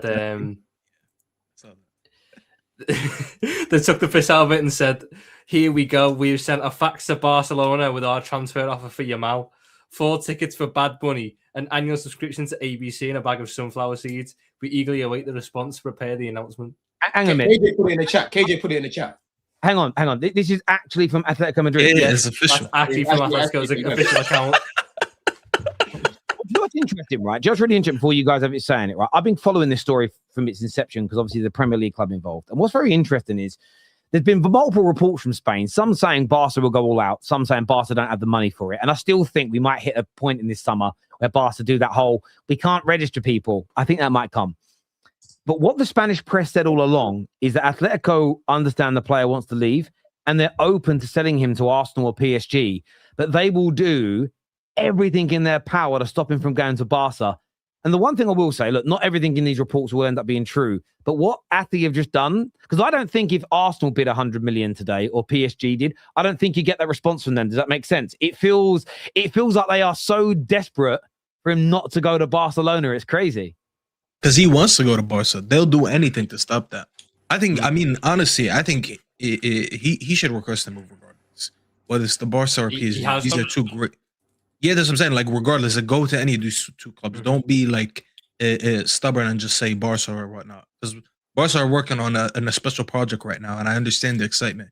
But even going to PSG is going to be great for him. I need him to go to PSG if I'm going to have any hope about enjoying my summer, because I need a big transfer merry-go-round to continue. They've just tweeted again. Here we go for the second offer.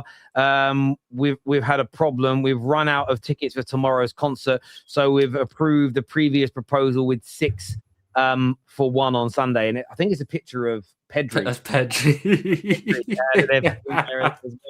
So yeah, they're really going to town on this. Yeah, I don't think they're gonna. They did one for Pedri as well 3 minutes ago.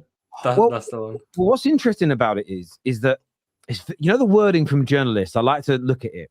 They are saying that he has told Atleti that he wants to join Barcelona, that he'd like to join Barcelona if they can agree a deal. What hasn't been said yet in direct terms, and you normally get this from a Fabrizio, which is, they did it with Garnacho, did it with Rashford. It's Barcelona or no one. It's Chelsea or no one.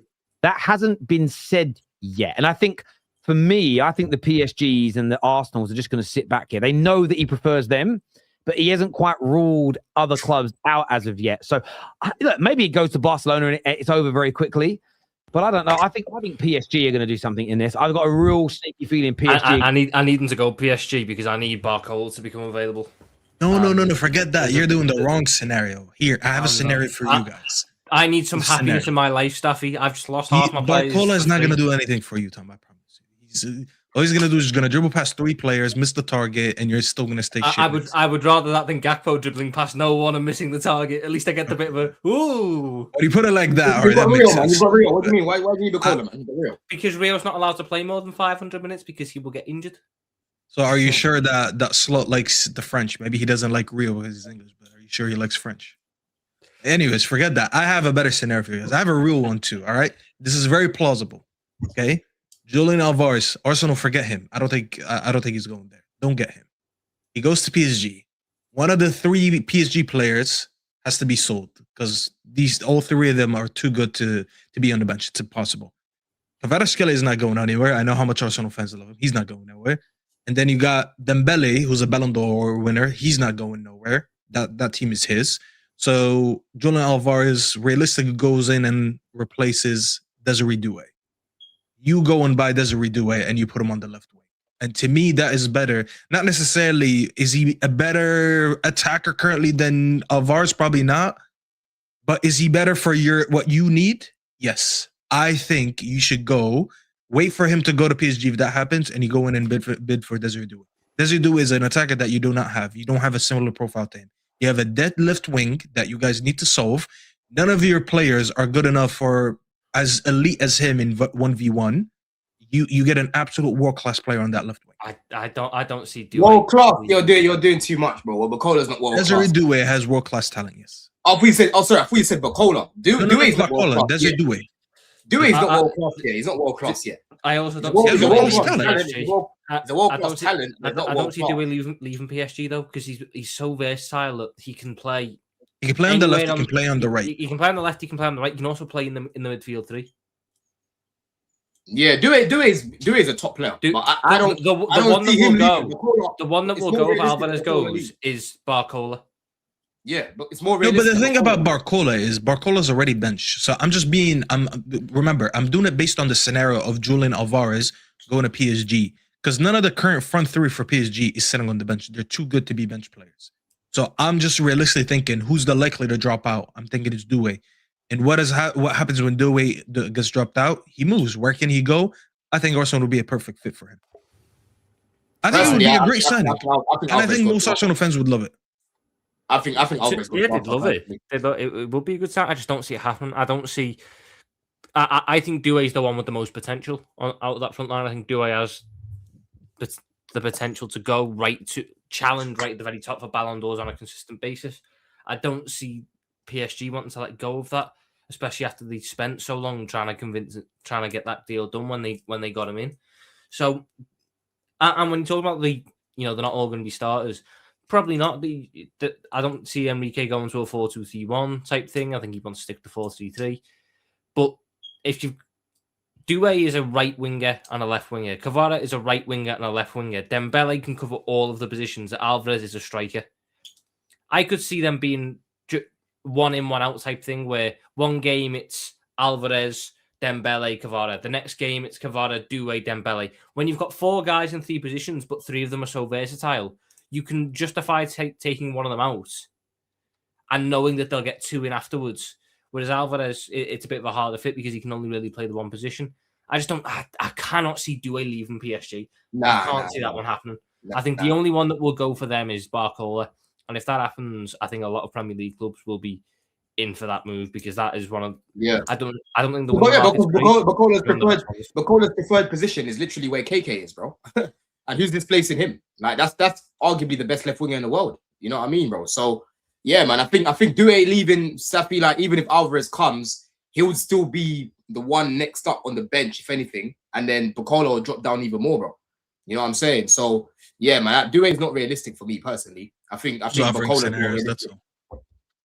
Alvarez would be good for Arsenal too, but he's not. I think Alvarez will end up at Barca. Maybe. It'll probably be him, Rafinha, and what's his name?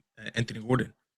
Yeah, it's one of these things where I think it may end up at Barcelona, but I know there's this thing in the towel here maybe, and I don't know if it will be Arsenal. I think PSG will go big, but I like what you said. I think for Arsenal, I don't necessarily think they need. The thing with Julian Alvarez is that he can play off the striker, but they do have Victor Gyökeres, and I think if they can bring in players that are more creative for him next year, he'll score enough goal. I don't think he's as good as Julian Alvarez, but I think you saw that goal that they scored against that Saka set up against Fulham, and they didn't do that enough this season for me, Arsenal. But it'll be an interesting one to see. Arsenal, I don't really.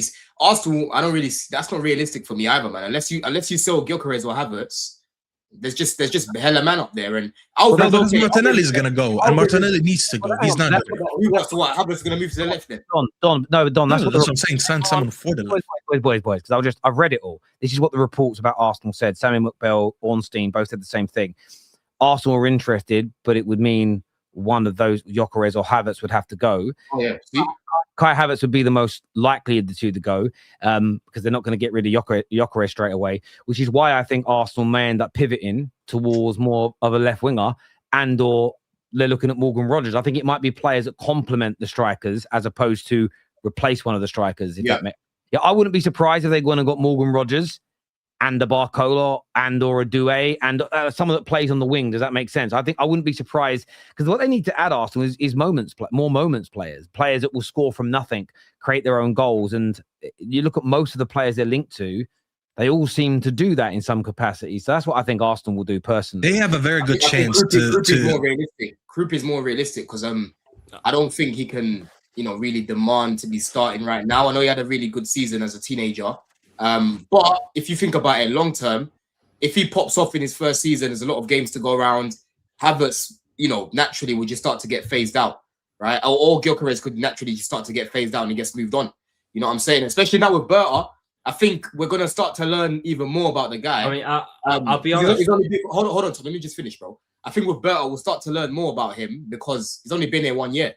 And if you guys remember last season, I was praising Berta, bro. Whereas with Edu, it was a mess. You know what I'm saying? So Krupi for me would be more realistic than bringing in the Alvarez right now. I don't see why they buy a striker now, though. I think that they need a winger. Yeah.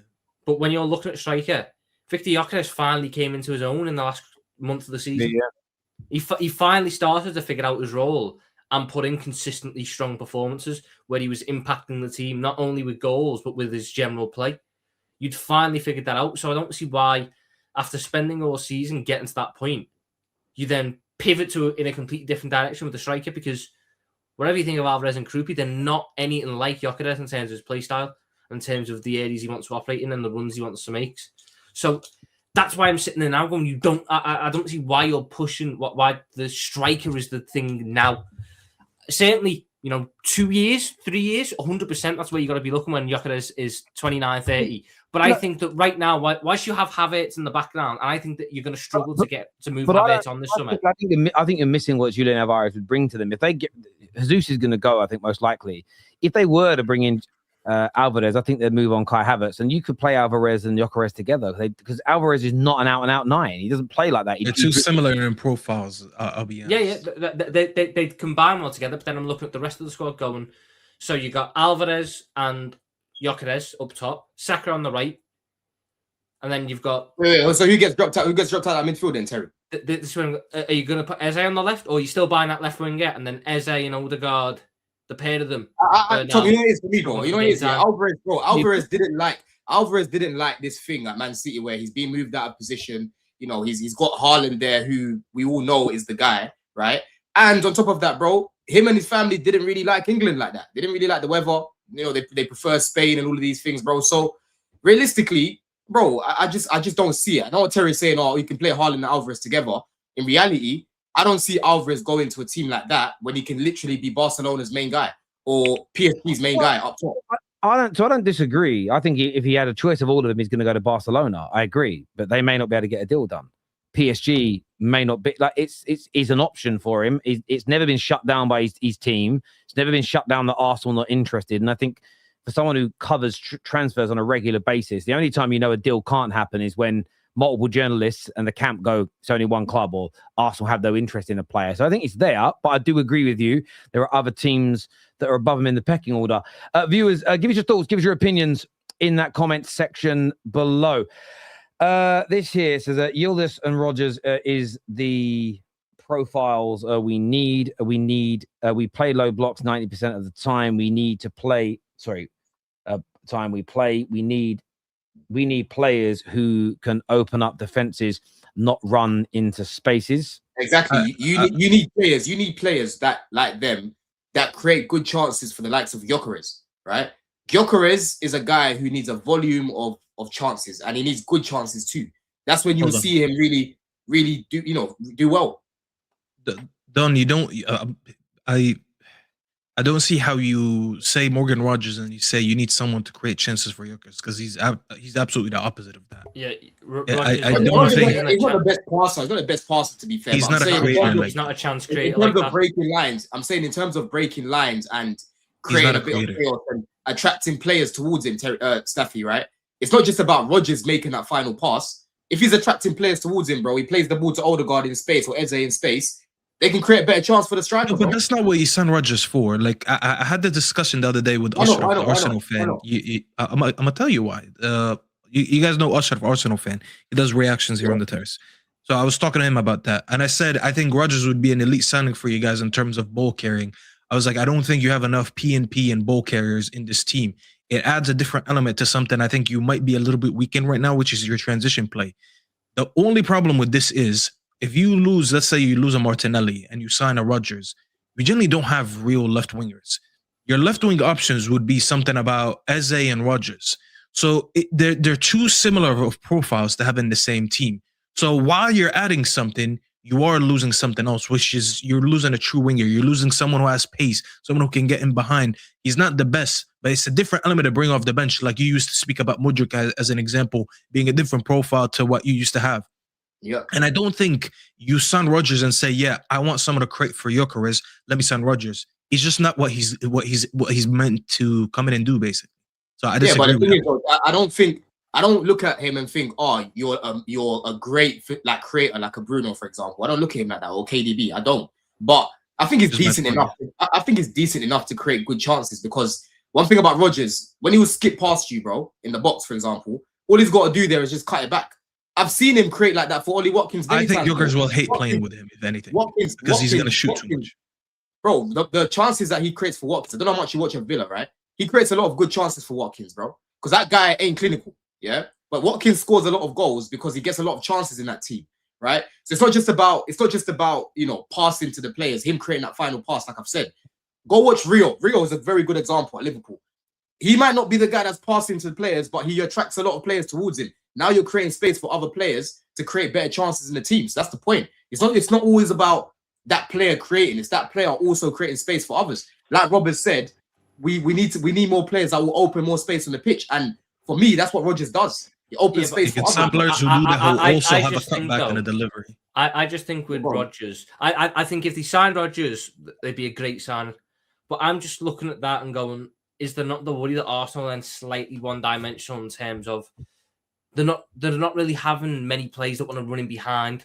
So I understand that you go against lower blocks and yada. But Rodgers isn't exactly a guy who's going to burst in behind the defence every time. He's not going to be making these runs in behind for Zubimendi or whoever to play over the top. Saka isn't really doing that now. You're leading all that onto Gyökeres, and I don't think it really fits really well. Right. Sorry, guys. I just looked it up. Morgan Rodgers has assisted Ollie Watkins only 4 times in all competitions. We've got to move on from this. There's some good chances for him, though. Watkins misses a lot. Sorry, guys. Guys, I've got to move on from this. I'm running out of time. I've got to get onto the Champions League. Sorry, we've got more super chat. Sorry, boys. Due to Kai Havertz injuries and wages, etc., is the best to sell.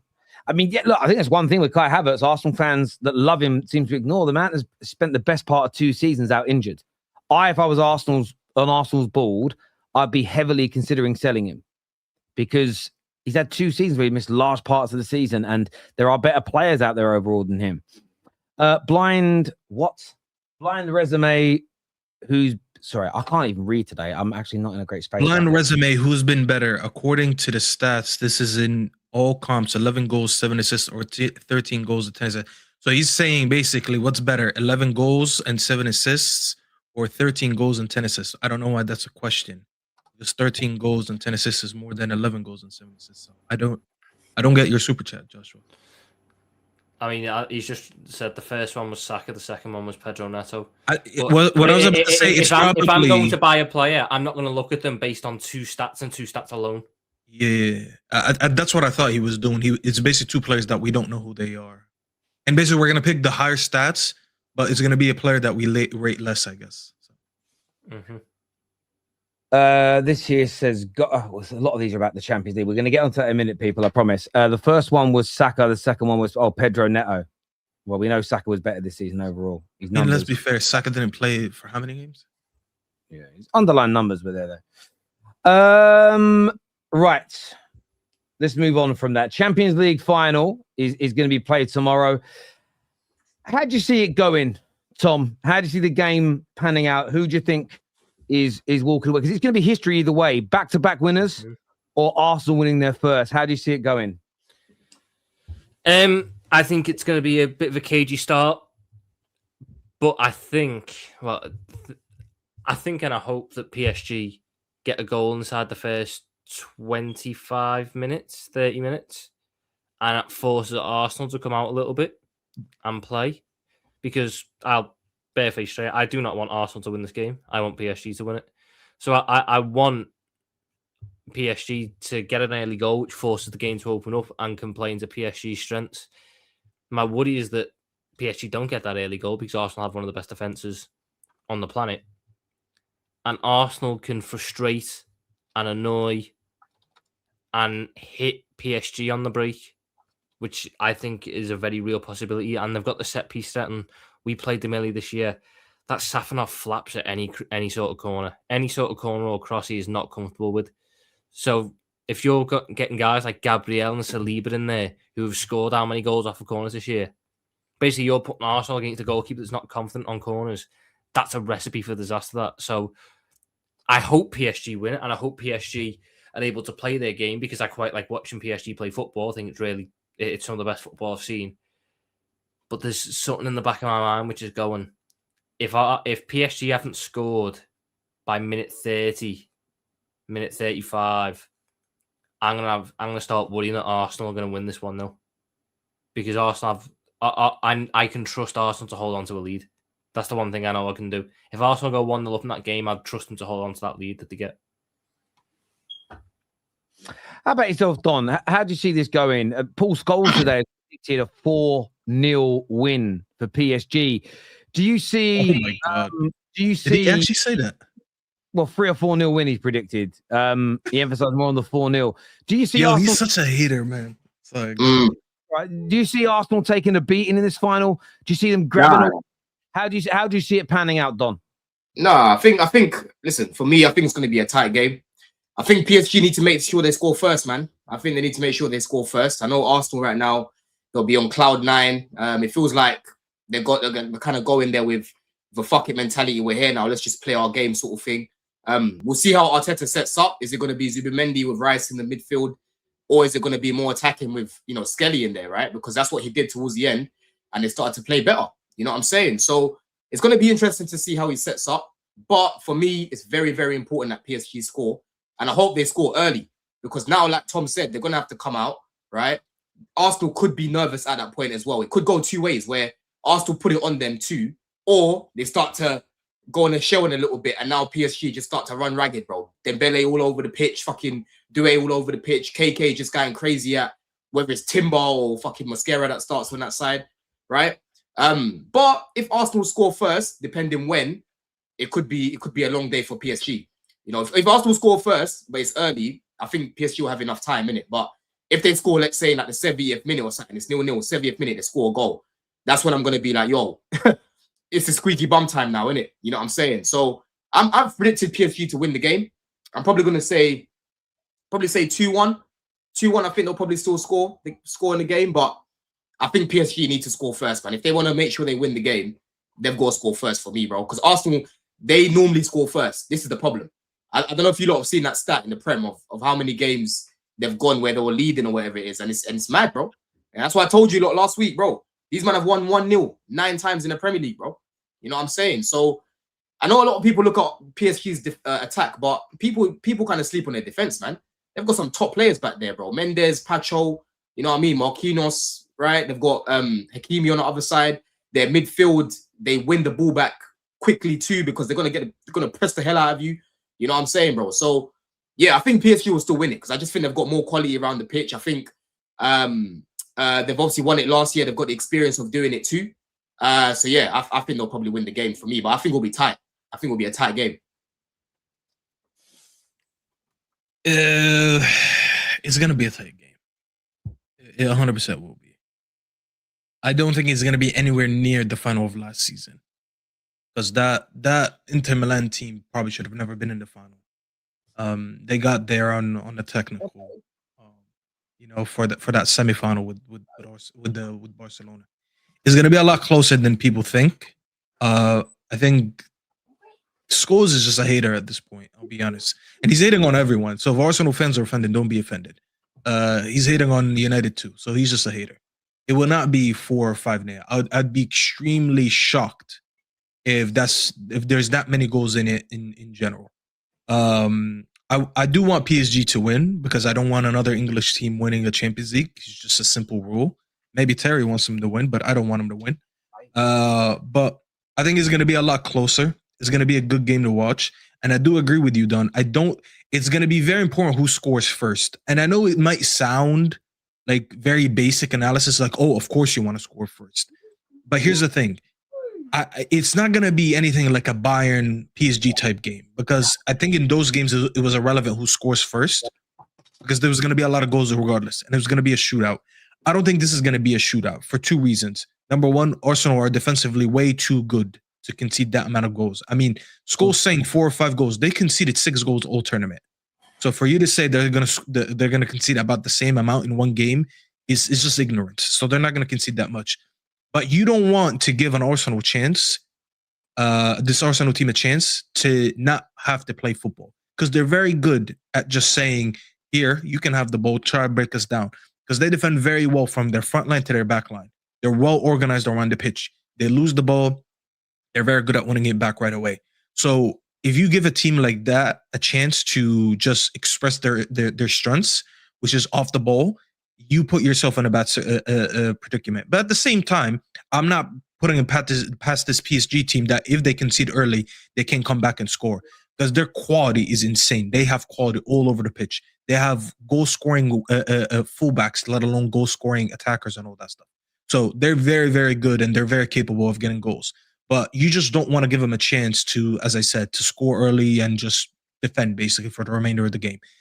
Equally, though, if Arsenal concede early, I think they might struggle to come back into this game, because as Don said, and I agree with him, this PSG team is slept on when it comes to defending. They're actually very good defensively, and it's very scary sometimes to play against teams that can play multiple styles of play. They're very good at playing transition, and they're very good at playing possession game.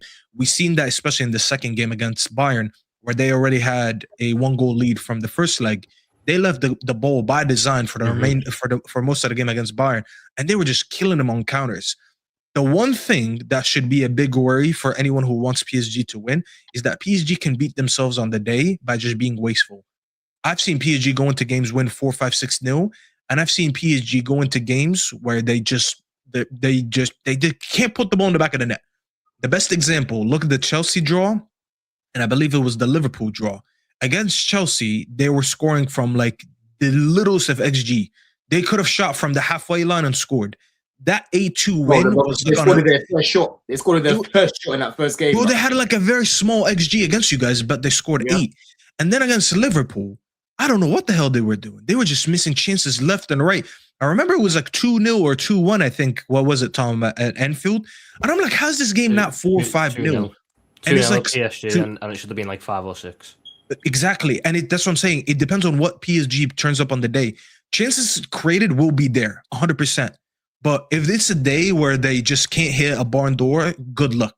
It might be peak for them. But it depends on what day the attackers want to show up for. Yeah. Everything you said, Tom, is what I've said. I think if Arsenal are not losing after 20 minutes, I think they'll win it. I don't agree with Scholes. I don't see a world where it's 3 or 4, because I think even if they go 1-0 down, Arsenal are not stupid. They're not going to suddenly just open up from the 20. Say they go down 1-0 down after 10 minutes. They're not going to open up and then suddenly concede 2 or 3 goals.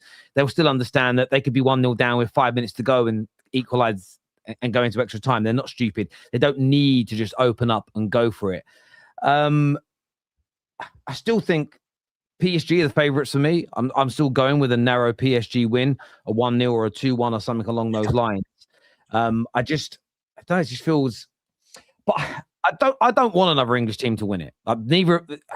Normally I want the team to win it who hasn't won one before, but I think I'd rather PSG. I think, although they've gone to 2 and they're on to some kind of think. Why is this even a conversation about think? Why would you want another English club to even, why would you even want to consider another English club winning the champs? Like, this ain't the Premier League against Man City, bro. You know what I'm saying? You like to talk about legacy, right? Why would you want Arsenal to have a Champions League, bro? Because if you would have let me carry on talking before jumping in, I was just about to say, Don. Because the difference here with PSG is that they could do 2 in a row. And there's one thing that was put into my head over a year ago on the channel, and I conceded this for everyone who thinks I'm narcissistic. The complete opposite is that I was like, I don't know who Real Madrid had somebody in a final, and I was like, I want Real Madrid to win. Yeah, but they're pulled even further away from you. There is European heritage as well.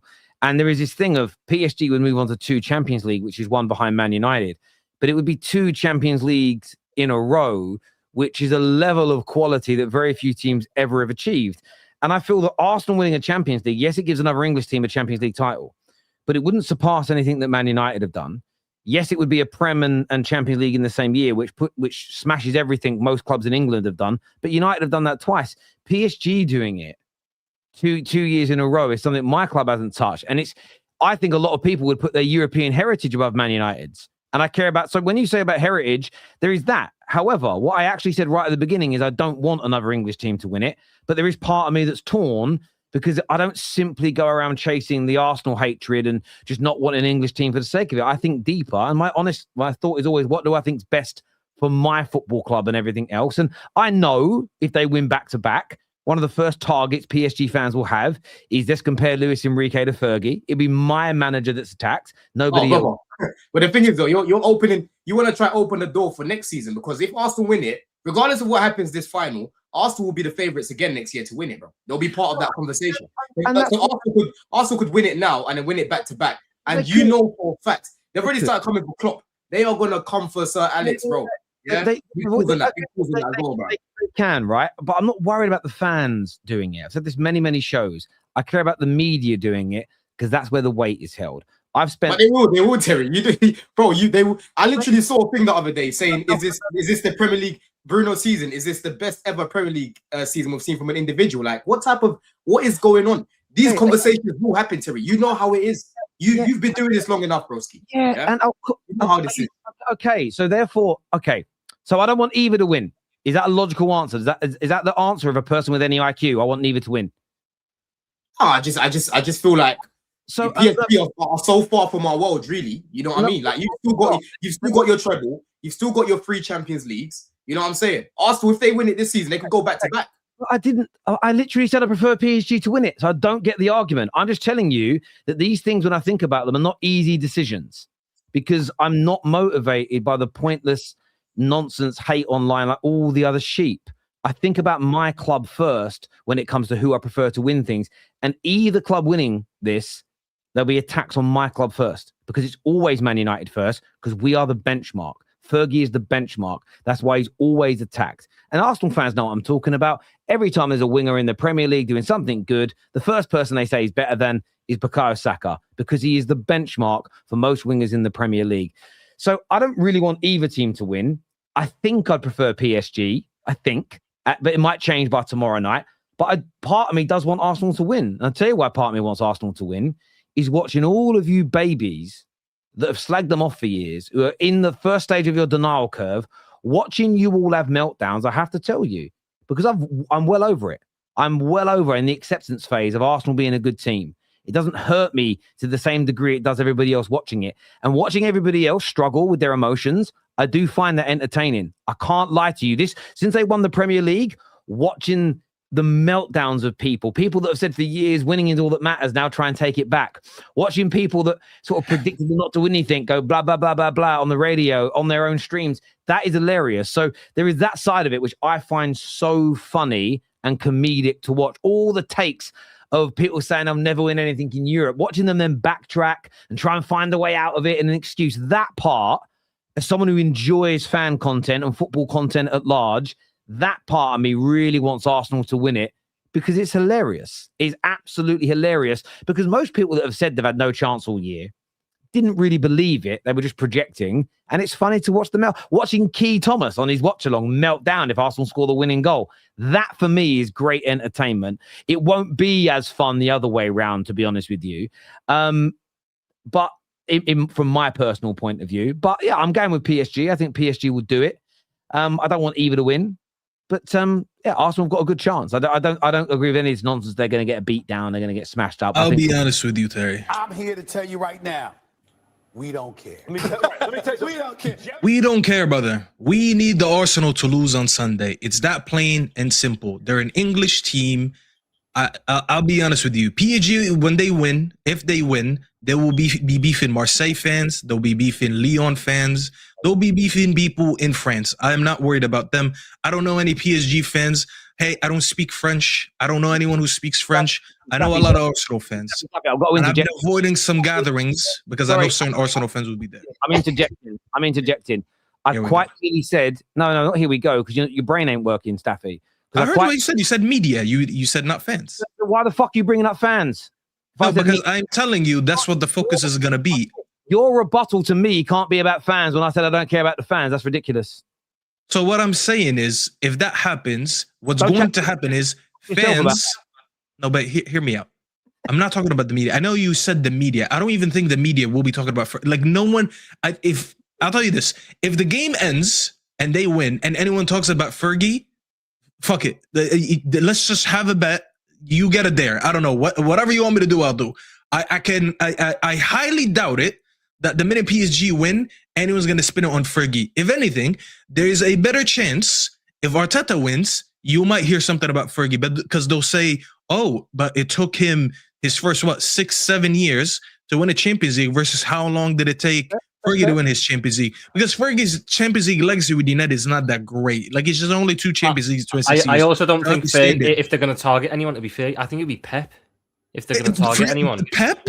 And bro, they're targeting Wenger himself, because if you saw at AFTV, they did a video yesterday or 2 days ago, and I believe it was Lee Judges and Ty, and I believe it was Lee Judges that said if they won, the question was if they win, does Arteta have a better legacy already than Wenger? And I think it was only Lee Judges that agreed, because he said he would have brought us his first Champions League, and it's a league and a Champions League double, which is understandable for them to actually have these conversations about Wenger since he doesn't have a Champions League. But I think Fergie's the last one to be mentioned in this. Like, if he gets mentioned, it will be mainly from the Arsenal side, because you had what's his face, that guy who came out and said, "Oh, remember I said Arteta's the new Fergie. He's not the new Fergie. He's better than Fergie." There will be more narratives of that. I get it. That's not media. There's a little bit shamelessness from the fan base. It is still media, though. It's still media. I wouldn't consider AFTV media. They're a fan channel. Let me just come back in. Bro, do you think the big media companies don't listen to those guys, bro? I was about to say that, and Terry spoke about. 1 second, Terry.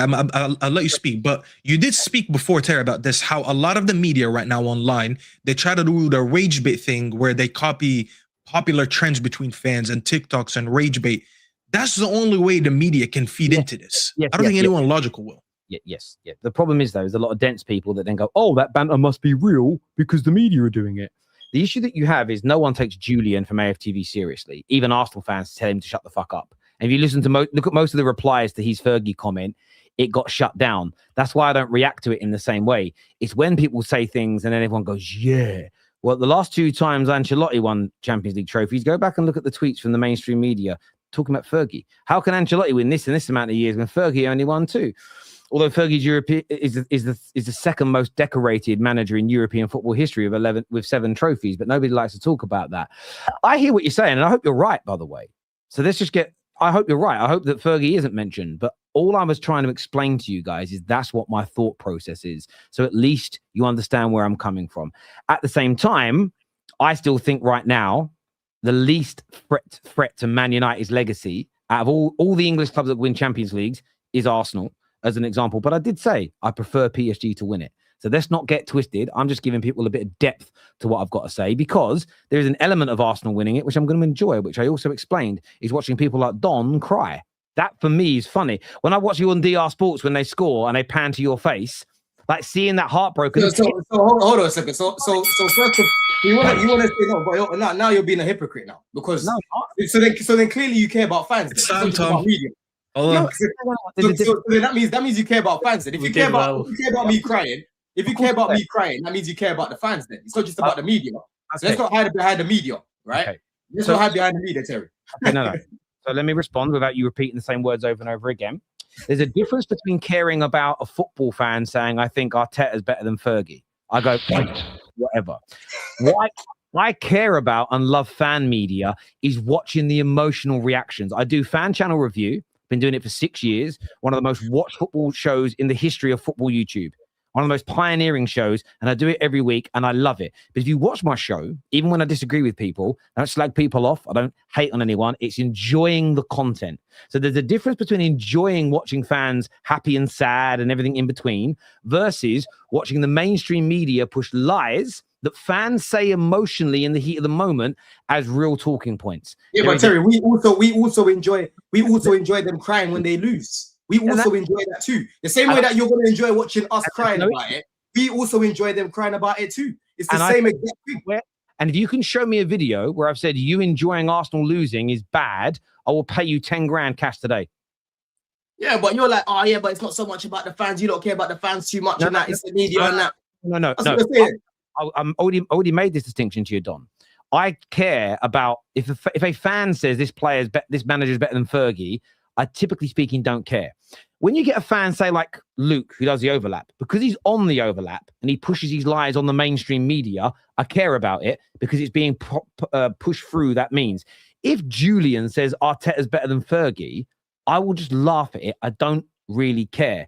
But if I then see Gabby Abonglahor, if I then see Simon Jordan, if I then see what's his name, Gary Lineker start pushing it, I'll push back against it because then you're legitimizing something that I don't think is true. You enjoying watching Arsenal in pain doesn't bother me. Doesn't bother me at all. I think that's but it's also the media too. I also look at the media too because I know the conversations are going to start happening.